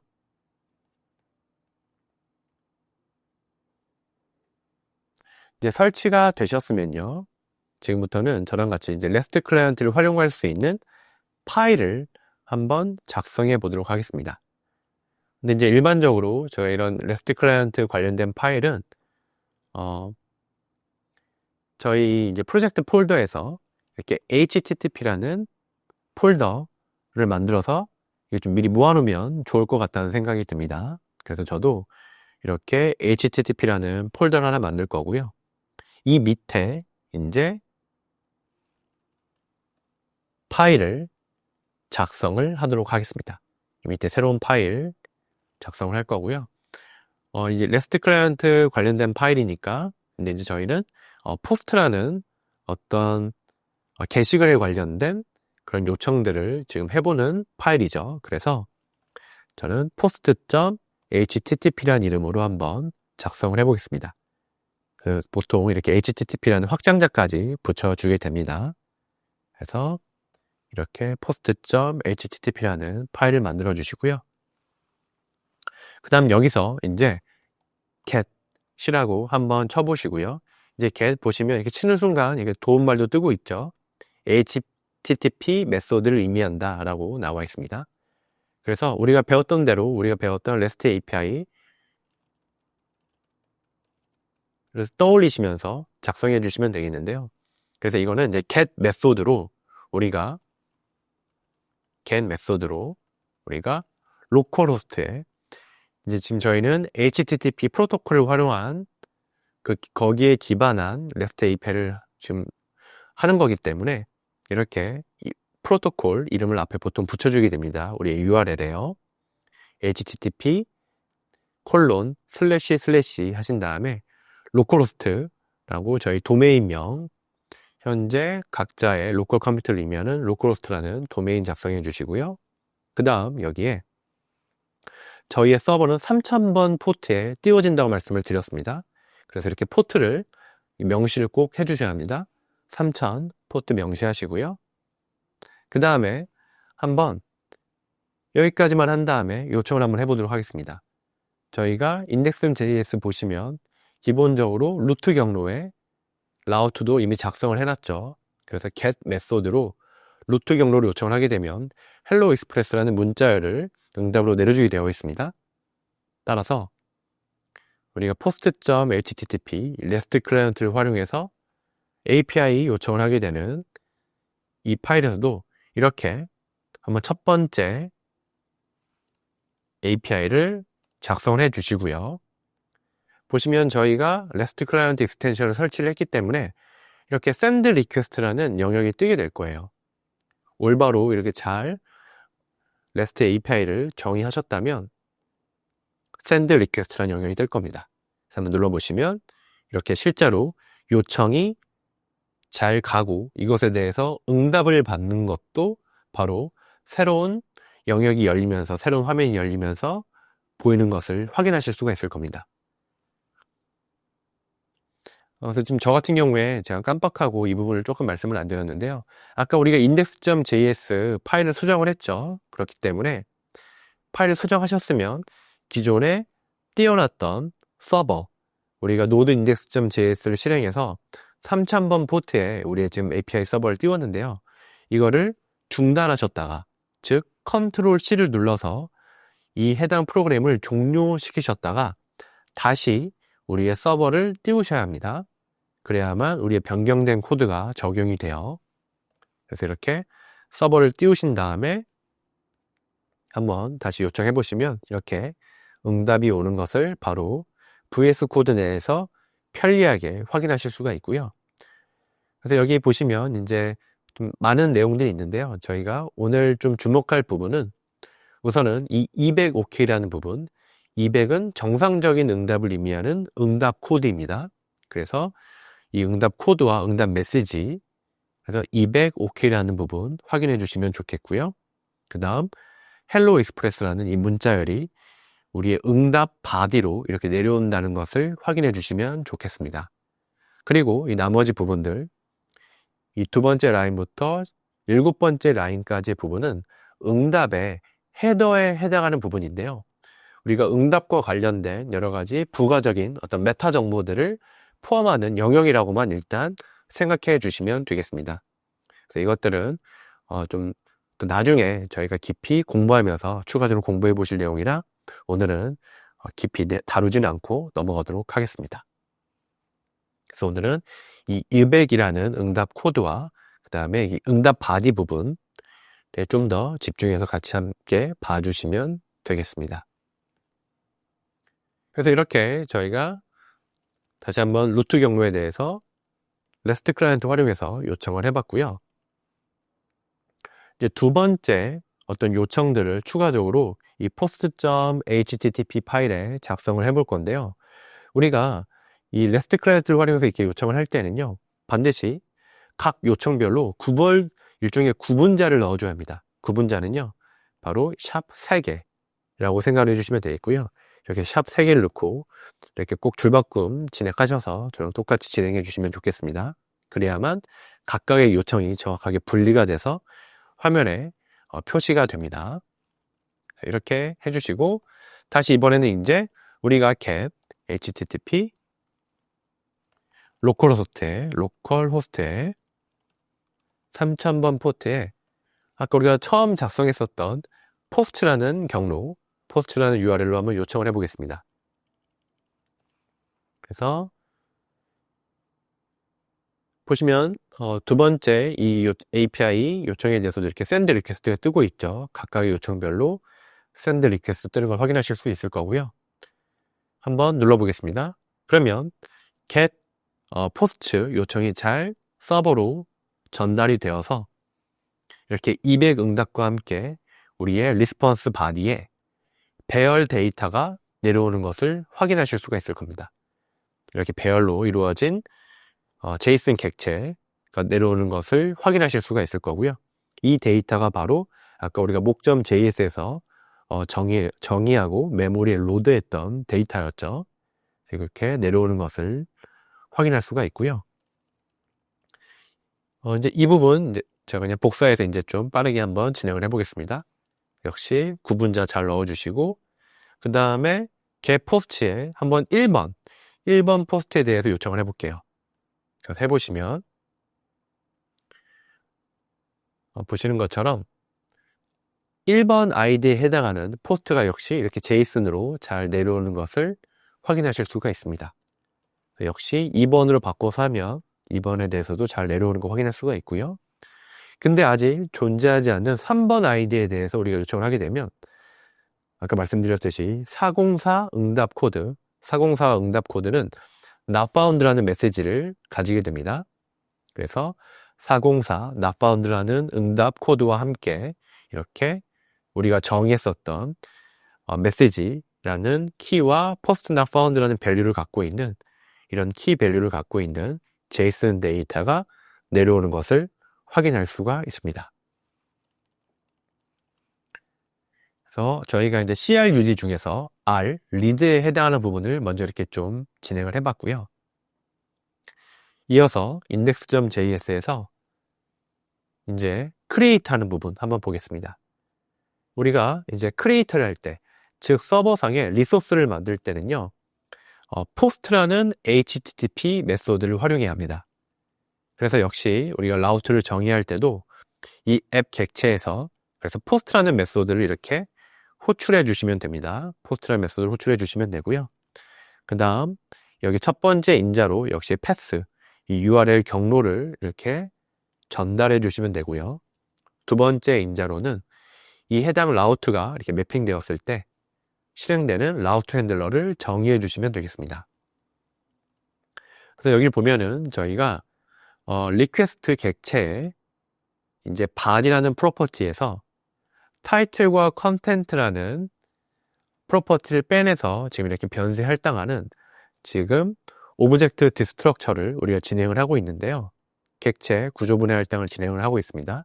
이게 어떻게 된 거냐면 아까 조금 설명드렸던 내용인데요. 이 7번째 라인에 있는 이 코드를 통해서 클라이언트에서 리퀘스트 바디로 제이슨 데이터를 넘기면요. 그 데이터가 이 7번째 라인에 있는 이 미들레어를 통과하면서 해당 제이슨 데이터가 여기 보시는 이 리퀘스트 객체의 body라는 프로퍼티에 할당이 되게 됩니다. 그래서 클라이언트에서 타이틀과 컨텐트라는 키로 데이터를 전달하게 되면 그 데이터가 그대로 이 body라는 프로퍼티에 그대로 이렇게 할당이 된다라고 보시면 될 것 같고요. 그걸 우리가 지금 사용하기 위해서 이렇게 바로 객체 구조 분해 할당을 진행을 했습니다. 그래서 이 코드는 지금 제가 사실 그래서 이 코드는 이렇게 작성을 하셔도 무방하죠. q body에 타이틀 이렇게 작성하셔도 되고, 그 다음에 컨텐트 같은 경우에는 이런 식으로 작성을 하셔도 됩니다. 이런 식으로 하나씩 작성을 하셔도 되고요. 자바스크립트 코드가 익숙하신 분들은 이렇게 객체 구조분해 할당 오브젝트 디스트럭처를 바로 진행하셔도 좋을 것 같습니다. 그래서 이렇게 해서 우리가 클라이언트로부터 받아온 타이틀과 컨텐트를 각각 이렇게 변수에 할당을 했고요. 그 이후에는 저희가 새로운 이제 포스트를 만드는 과정이 있으면 되겠죠. 새로운 포스트를 만들어야 하는데 현재 포스트라는 이 배열의 길이를 우리가 알 수 있으니까요. 그 길이를 바탕으로 해서 우리가 새로운 아이디를 부여하는 코드가 30번째 라인의 코드이죠. 그래서 해당 길이 기준으로 우리가 마지막에 해당하는 포스트 객체의 아이디를 갖고 온 다음에 거기에 플러스 1을 하거나, 아니면 만약에 포스트라는 배열 자체가 비어있는 경우에 그냥 무조건 아이디의 첫 번째 1을 할당해 주면 되겠죠. 그래서 이런 코드가 지금 사막 연산자를 활용해서 우리가 작성을 했고요. 그 다음 타이틀과 컨텐트는 그대로 사용을 해서 새로운 뉴 포스트라는 객체를 만들어 줬습니다. 그리고 그렇게 해서 만든 뉴 포스트 객체를 포스트라는 배열의 마지막 요소로 집어넣는 이 푸시라는 메소드를 호출을 하고 있습니다.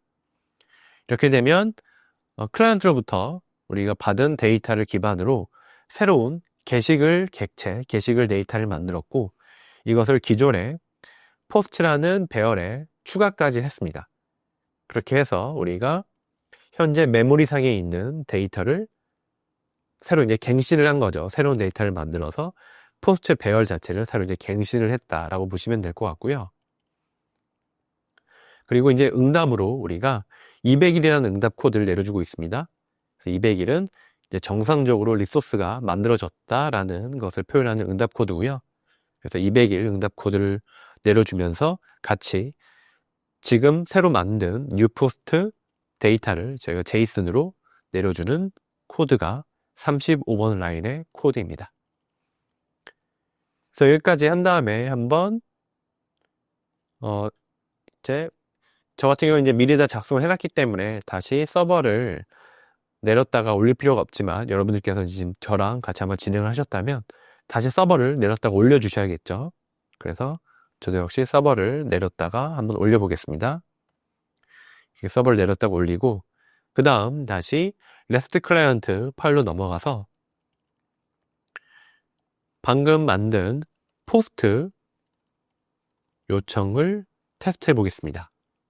그래서 HTTP 메소드는 포스트라고 말씀을 드렸죠. 이제 새로운 리소스를 만드는 포스트 요청을 진행을 할 거고, 우리가 이제 이렇게 포스트라는 경로로 요청을 하게 되는데, 이제는 우리가 리퀘스트 바디에 데이터를 같이 넘겨줘야만 합니다. 우리가 API 요청을 할 때 리퀘스트 바디를 통해서 타이틀과 컨텐트를 갖고 있는 제이슨을 같이 넘겨야 하는데요.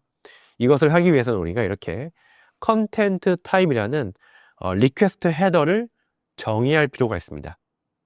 그래서 우리가 어플리케이션 제이슨 제이슨 타입의 데이터를 같이 넘길 거야 라는 정보를 이렇게 리퀘스트 헤더를 통해서 같이 전달을 해야 하기 때문에 REST 클라이언트에서는 이렇게 작성을 해주시면 되고요.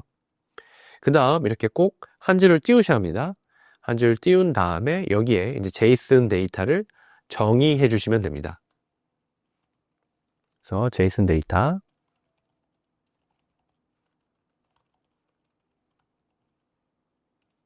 이렇게 제목, 그 다음에 컨텐트 라는 이름으로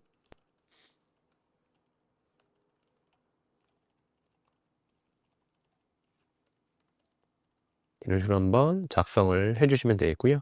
그럼 이게 이제 리퀘스트 바디에 제이슨 데이터로 서버에 전달이 된다라고 생각을 해주시면 되겠습니다. 그래서 한번 요청해 보시면요, 이렇게 200일 응답과 함께 새로 만든 ID 3번이 부여된 새로운 데이터가 응답으로 내려오는 것을 확인하실 수가 있고요. 이렇게 이제 새로운 데이터가 추가되었으니까 아까 했었던 get post 요청을 해보면 이제는 이렇게 총 3개의 게시글 데이터가 있는 배열이 응답으로 오는 것도 확인하실 수가 있을 겁니다. 네, 그 다음 저희가 이제 CRUD에서 U에 해당하는 업데이트에 해당하는 API를 한번 구현해 보겠습니다. 그래서 이제 저희가 업데이트를 하는 경우에는요, 서버에 있는 리소스를 업데이트하는 경우에는요, 패치라는 HTTP 메소드를 주로 활용합니다.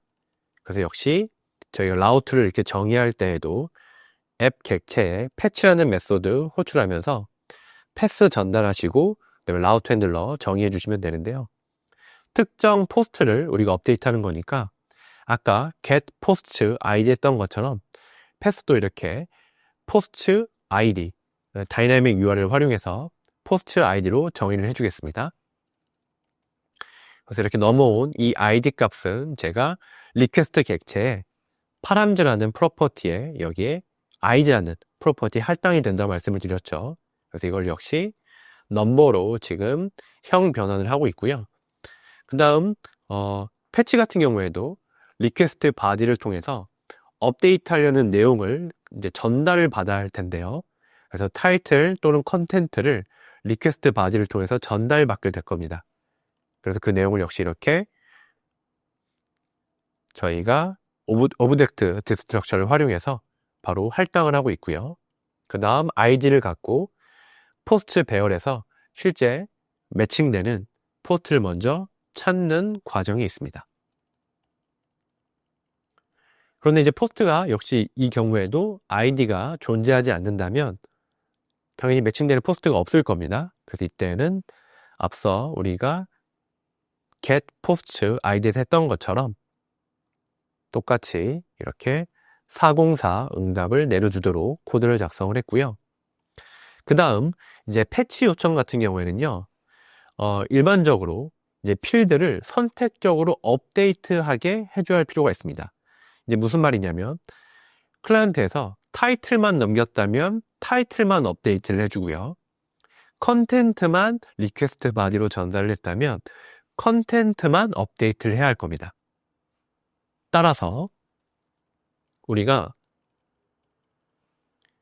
보시는 것처럼 이 찾은 이 포스트 객체의 타이틀을 언제 업데이트를 하냐면 타이틀이 null 또는 undefined 일 때는 그대로 유지를 하고, 그렇지 않을 때에만 우리가 전달받은 리퀘스트 바디로 통해서 전달받은 이 타이틀을 할당해 주는 방식으로 코드를 작성을 했습니다. 그래서 컨텐트도 마찬가지죠. 컨텐트도 우리가 이렇게 컨텐트가 null 또는 undefined면 이때는 기존에 있던 포스트 객체의 컨텐트를 그대로 유지하는 방향으로 코드를 작성했다고 봐주시면 되겠습니다. 그래서 이런 연산자 한번 다시 봐주시면 좋겠고요. 그래서 이렇게 해서 우리가 업데이트한 포스트를 다시 제이슨으로 돌려주는 코드 작성을 했습니다. 이제 마지막 딜리트만 남았으니까요. 딜리트까지 마저 본 다음에 저희가 REST 클라이언트로 테스트를 해보겠습니다. 삭제 같은 경우에는 delete라는 HTTP 메소드를 활용하게 됩니다. 그래서 역시 앱 객체에서 저희가 거기에 매칭되는 delete라는 메소드 호출하고 있고, 여기에 첫 번째 인자로 URL 패스를 전달하고 있습니다. 그리고 역시 라우트 핸들러를 통해서 해당 라우트가 이제 매핑이 될 때 실행하는 코드를 작성을 했는데요. 역시 넘어온 아이디를 저희가 찾은 다음에 그 아이디를 기준으로 포스트를 찾는 로직이 진행이 되고 있습니다. 그래서 이때는 find index라는 걸 활용하고 있습니다. 배열의 find index라는 메소드를 활용하고 있고, 기존에 우리가 많이 봤었던 find는 객체 자체를 리턴하지만 find index는요, 매칭되는 데이터가 있을 때 인덱스를 리턴합니다. 그런데 만약에 매칭되는 데이터가 없다면 -1을 리턴하게 되거든요. 그래서 이 인덱스가 -1인 경우에는 해당 데이터가 없는 거니까 앞서 했던 것처럼 404 응답을 내려주도록 코드를 작성을 했고요. 그렇지 않다면 우리가 배열에 splice라는 메소드를 활용해서 해당 요소를 실제로 배열에서 제거하는 로직을 진행하고 있습니다. 그래서 우리가 찾은 인덱스를 기준으로 하나의 요소를 제거하는 어떤 명령이 바로 58번에 있는 코드라고 보시면 되겠고요.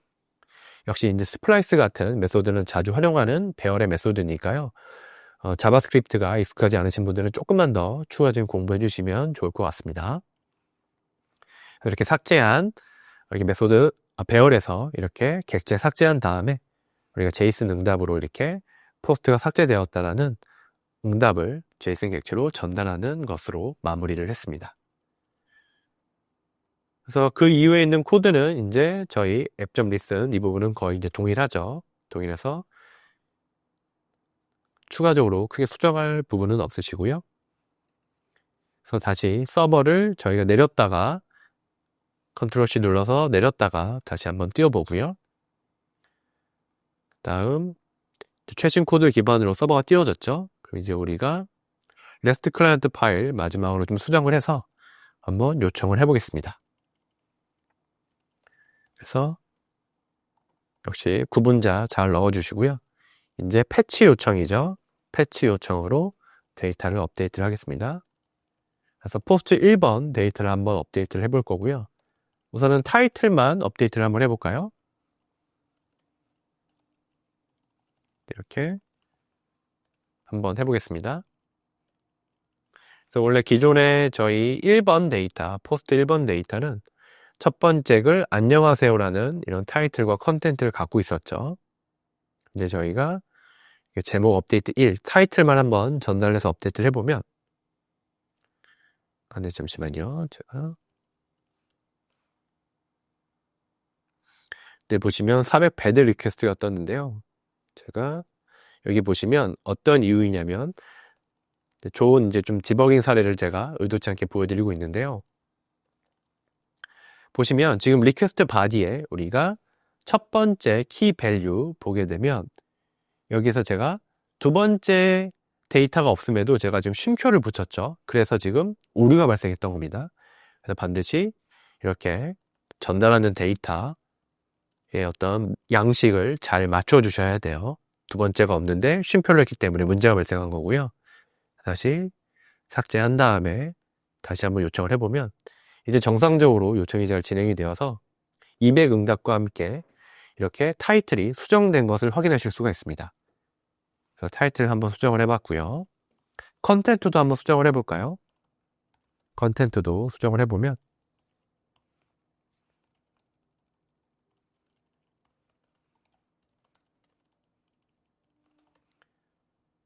수정해보면 이렇게 이제는 본문 업데이트 1 해서 컨텐츠까지 수정이 된 것을 확인하실 수가 있습니다.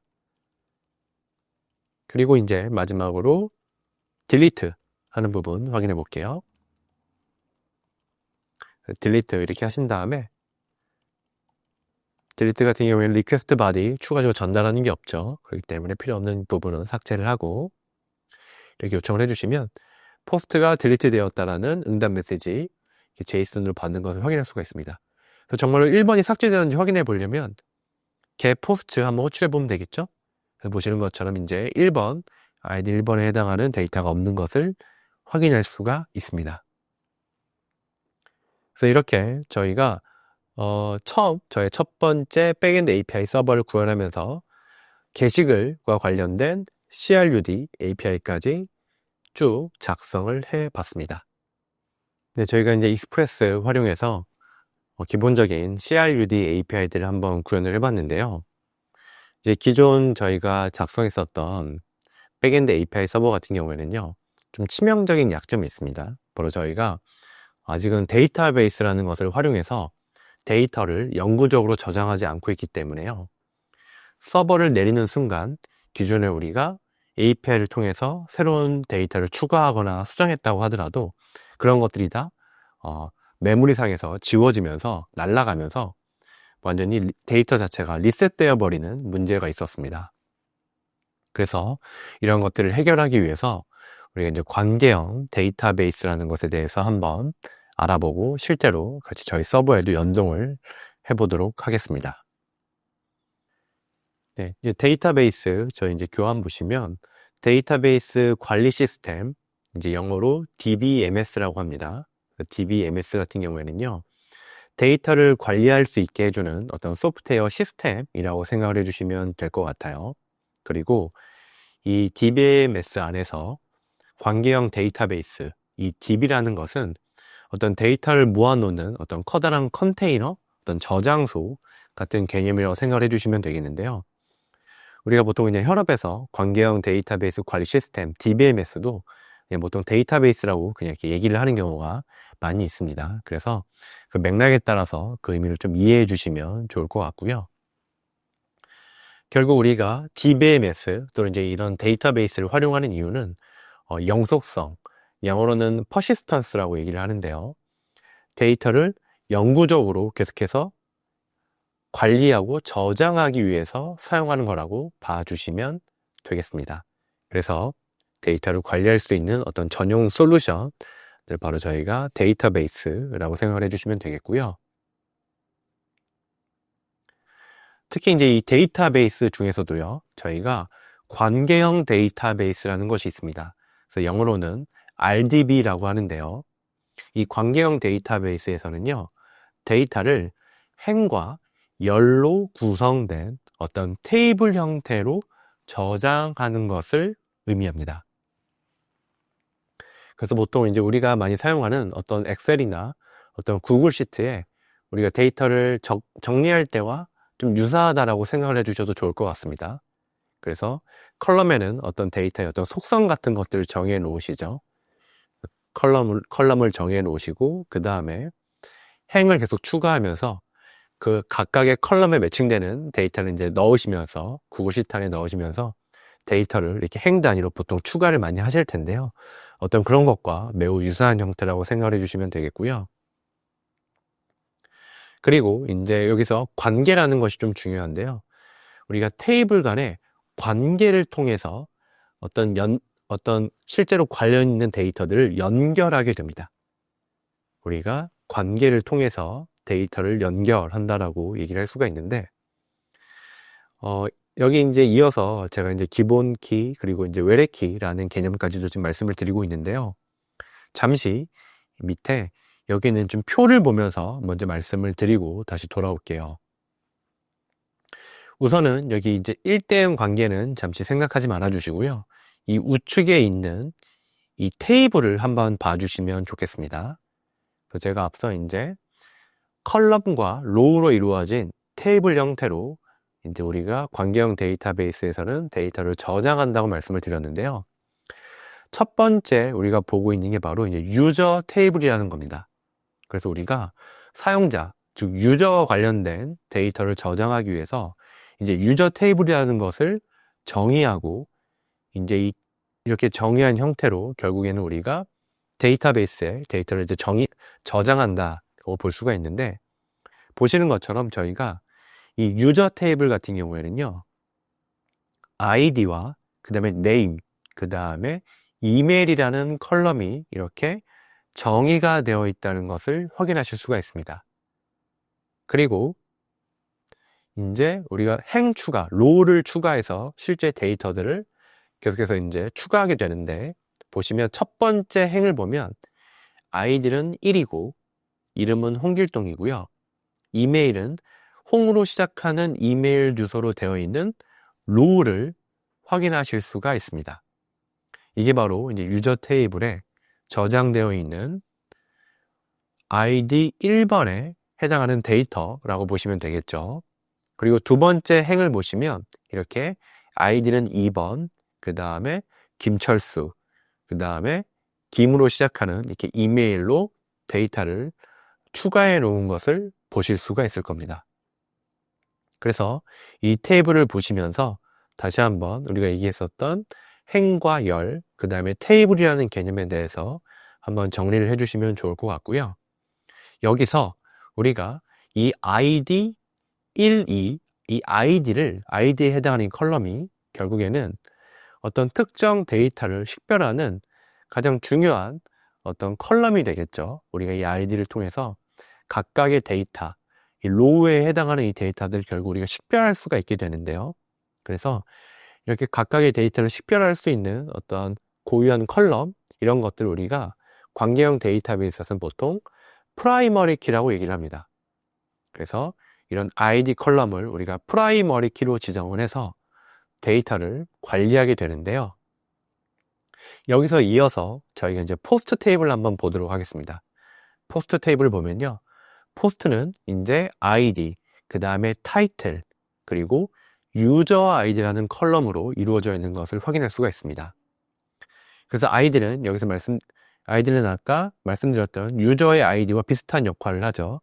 각각의 포스트 데이터를 식별할 수 있는 이제 프라이머리 키로 서 우리가 취급할 수 있는 컬럼이라고 보시면 될 것 같고요. 그리고 타이틀은 이제 이 포스트의 이 게시글의 이제 제목이 되겠죠. 그런데 이제 여기서 우리가 보면 유저 아이디라는 컬럼이 있습니다. 이 유저 아이디라는 컬럼은요, 보시는 것처럼 첫 번째 로우에는 1, 두 번째 로우에도 1, 그리고 세 번째 로우에는 2라는 값이 지금 이렇게 세팅되어 있는 것을 확인하실 수가 있는데요. 결국 이게 무슨 의미냐면, 이 포스트, 첫 아이디 1에 해당하는 포스트는요, 유저 1번이 작성한 글이라는 의미고요. 두 번째 글도 역시 1번 유저가 작성했다는 의미고요. 그리고 세 번째 글은 유저 2번이 작성했다는 의미를 지금 우리가 데이터적으로 표현을 하고 있는 겁니다. 즉, 우리가 테이블 간의 관계를 통해서 데이터를 연결한다라고 제가 말씀을 드렸는데, 보시는 것처럼 우리가 이런 유저 아이디라는 컬럼을 둠으로써, 그리고 이 유저 아이디에 있는 이 데이터가 유저 아이디에는 이 1이 바로 유저 테이블의 아이디에 있는 여기 1번을 가리킨다고 생각해 주시면 될 것 같아요. 그래서 이런 관계를 통해서 우리가 지금 데이터를 연결하고 있는 겁니다. 그래서 이걸 다시 말로 풀어서 해보면, 유저 1번이 포스트 1번, 즉 게시글 1번을 작성했다는 의미가 되는 거고요. 그리고 유저 1이 역시 2번 아이디에 해당하는 글을 작성했다는 의미가 되는 거고요. 그리고 유저 아이디 2, 즉 두 번째 유저가 세 번째 글을 작성했다는 의미가 되는 겁니다. 그래서 이렇게 테이블 간의 관계를 통해서 우리가 데이터를 연결할 수 있는 것을 지금 보고 있는데, 이렇게 우리가 다른 테이블의 기본 키를 참조하는 컬럼. 지금 이 유저 아이디라는 이 컬럼은요, 유저 테이블의 프라이머리 키인 ID 컬럼을 참조하고 있는 겁니다. 여기에 있는 값을 우리가 이렇게 적어줌으로써 데이터 간의 관계를 설정하고 있다는 말씀을 드렸죠. 이렇게 다른 테이블의 기본 키를 참조하는 컬럼을 우리가 관계형 데이터베이스에서는 외래키라고 얘기를 합니다. 그래서 이 포스트 테이블 같은 경우에는 유저 아이디라는 포린키, 즉 외래키 역할을 하고 있는 컬럼을 지정함으로써 유저 테이블과의 관계를 설정해 주고 있다라고 봐주시면 되겠고요. 이때 우리가 유저와 게시글의 이 관계를 1대 n 관계라고 할 수가 있는데요. 그 이유는 유저 한 명이 여러 개의 포스트를 작성할 수 있기 때문입니다. 그래서 이렇게 1대 n 관계인 1대 n 관계를 설정해 줄 때에는 이 n에 해당하는 n 쪽에 해당하는 테이블에 우리가 포린키 컬럼을 지정함으로써 해당 데이터가 어떤 테이블에 데이터와 연결되어 있는지를 이렇게 지정할 수 있다라고 이해를 해 주시면 되겠습니다.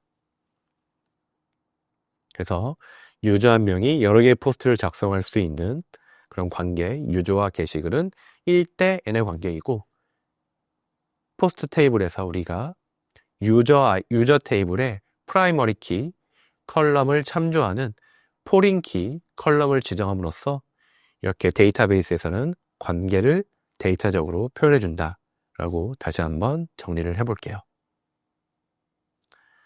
그리고 관계형 데이터베이스 같은 경우에는요, 저희가 SQL, 이제 Structured Query Language의 약자입니다. 이 SQL이라는 언어를 통해서 해당 데이터베이스와 통신을 할 수가 있습니다. 즉 데이터베이스에 명령을 내려서 데이터를 조회한다든지 또는 데이터를 추가한다든지 수정한다든지 또는 삭제한다든지 하는 그런 작업들을 진행할 수 있다라고 보시면 될 것 같고요. 오늘 우리는 이제 나중에 이어서 배우게 될 프리즈마라는 것을 활용해서 서버와 데이터베이스 간의 어떤 연결을 진행할 거여서 이 SQL 자체를 깊이 다루지는 않습니다. 다만 저희가 이제 관계형 데이터베이스랑은 일단은 개념을 익혔으니까요. 이 관계형 데이터베이스와 통신할 수 있는 언어인 SQL이라는 게 있다는 것 정도만 한번 보시면 좋을 것 같고요. 그래서 제가 간단한 예시 정도만 이렇게 저희 교환에 실어놨습니다.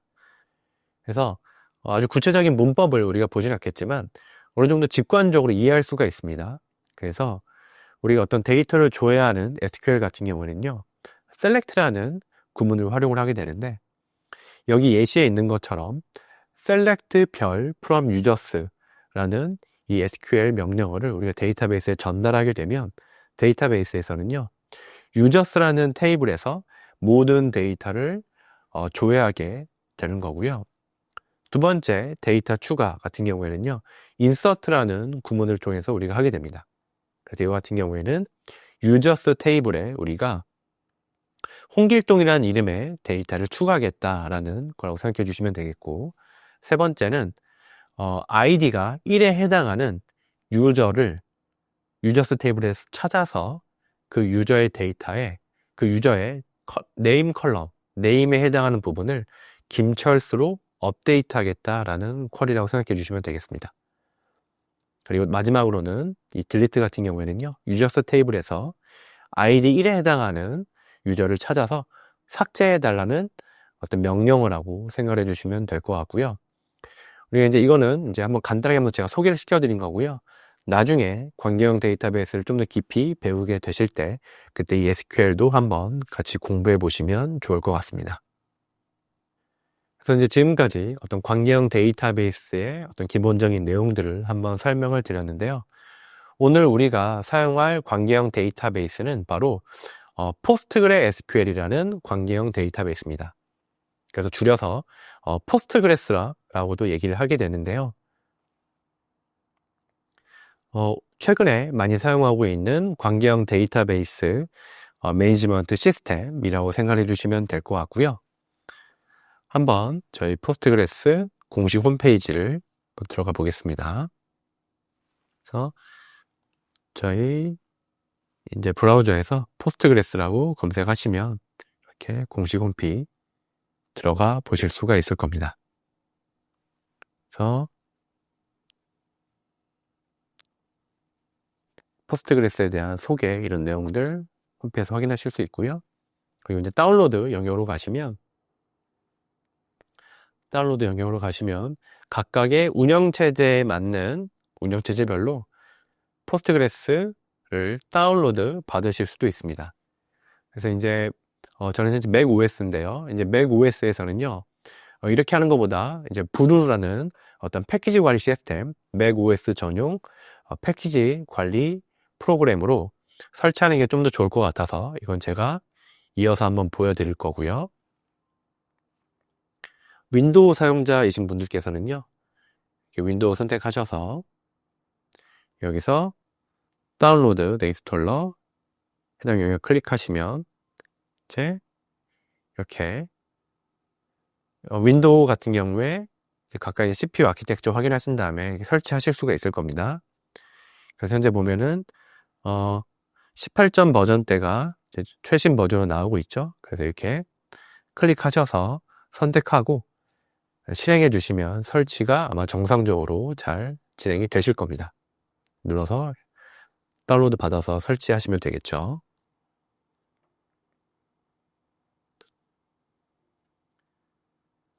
그래서 윈도우 사용자분들 같은 경우에는 이렇게 설치하실 때 설치하는 과정에서요, 이 포스트그레스를 사용할 수 있는 어떤 유저에 관련된 부분이 있을 겁니다. 그래서 이제 보통 우리가 이제 포스트그레스라는 아마 슈퍼 유저가 자동으로 만들어지면서 그 유저를 통해서 우리가 이 다운로드 받은 포스트그레스에 접근할 수가 있게 되는데요. 그 유저의 비번을 설정하는 아마 항목이 인스톨 과정에서 있을 겁니다. 그래서 그 비번을 꼭 잘 기억해 두셨다가 나중에 우리가 프리즈마라는 것을 활용해서 서버 데이터베이스를 연동한다는 말씀을 드리고 있는데요.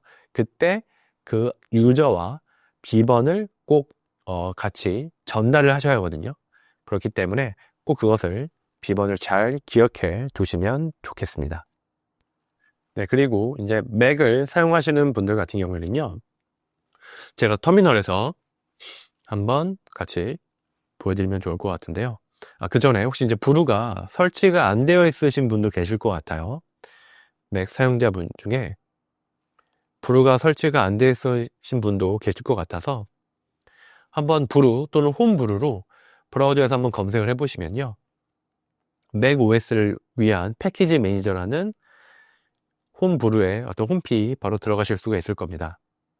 그래서 들어가 보시면요, 네, 홈브루에 대한 설명 나와 있고, 홈브루를 어떻게 우리의 컴퓨터에 설치할 수 있는지에 대한 명령어가 바로 나와 있습니다.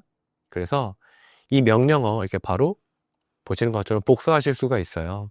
그래서 복사하신 다음에 이걸 터미널에 그대로 붙여 넣으신 다음에 실행을 하시면 홈브루가 각자의 로컬 환경에 설치가 되실 겁니다.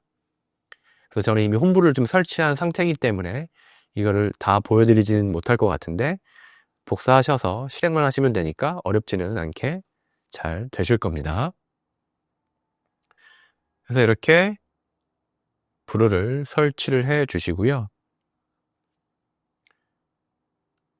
그리고 이제 브루 인스톨 포스트그레스 이런 식으로 한번 검색을 한번 해봐 주세요. 그러면은 이제 특정 버전의 포스트그레스를 어떻게 우리가 설치할 수 있는지에 대한 내용들도 아마 확인을 이렇게 많은 페이지들을 통해서 확인하실 수가 있을 거예요. 그래서 보면은 이제 14 버전을 설치하려면 이렇게 설치해야 한다라는 커맨드를 이렇게 지금 알려주고 있죠. 이런 식으로 알려주고 있는데요. 그래서 이 명령을 우리가 이제 그대로 활용을 하게 될 겁니다. 그대로 활용하게 될 거고요. 그래서 이제 다시 한번 좀 터미널로 돌아가서요, 이제 브루 설치를 하신 다음에 우리가 브루 인스톨, 그다음에 포스트그레 SQL 한 다음에 버전을 명시해 줘야 합니다. 그래서 저희도 18 버전으로 한번 설치를 해볼게요. 그래서 이렇게 인스톨 해주시면 이제 홈브루에서 자동으로 포스트그레스 해당 버전을 다운로드 받아서 설치가 진행이 될 겁니다. 근데 저 같은 경우는 이미 해당 버전이 설치가 되어 있다 보니까요, 이렇게 끝이 났는데, 아마 처음 다들 설치하시는 분들은 이제 정상적으로 설치가 되었다는 메시지 확인하실 수가 있을 거고요. 이제 맥 같은 경우에 이것을 설치한 포스트그레스를 실제로 실행을 해야 합니다. 실행을 하려면요, 브루 서비스라는 명령어가 있어요.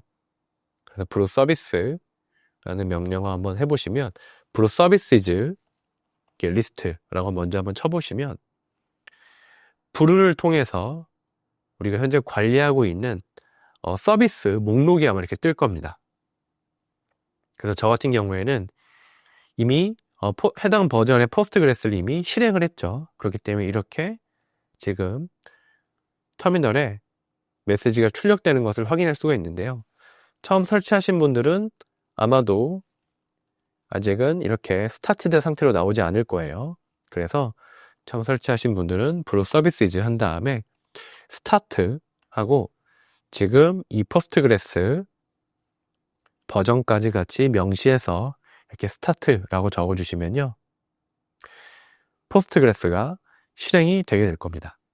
저 같은 경우 이미 실행을 했기 때문에 저 같은 경우에는 리스타트라는 명령을 활용해라 라는 지금 터미널에 출력 메시지를 확인할 수가 있는데요, 처음 하시는 분들은 문제없이 잘 실행이 되실 겁니다. 그래서 만약에 서비스를 내려야 한다면 그때는 이제 스탑이라는 명령을 활용하시면 되고요, 그럼 서비스가 이제 중지가 될 겁니다. 네, 다시 실행하실 거면 또 스타트 이렇게 해주시면 되겠죠. 그래서 마지막으로 한번 확인을 해보면 정상적으로 포스트그레스가 잘 실행되고 있다는 것을 맥OS 기준으로 확인하실 수가 있고요. 윈도우 사용자이신 경우에는 아까 안내드렸던 대로 설치를 하시면 자동으로 아마 포스트그레스가 실행이 되게 될 겁니다.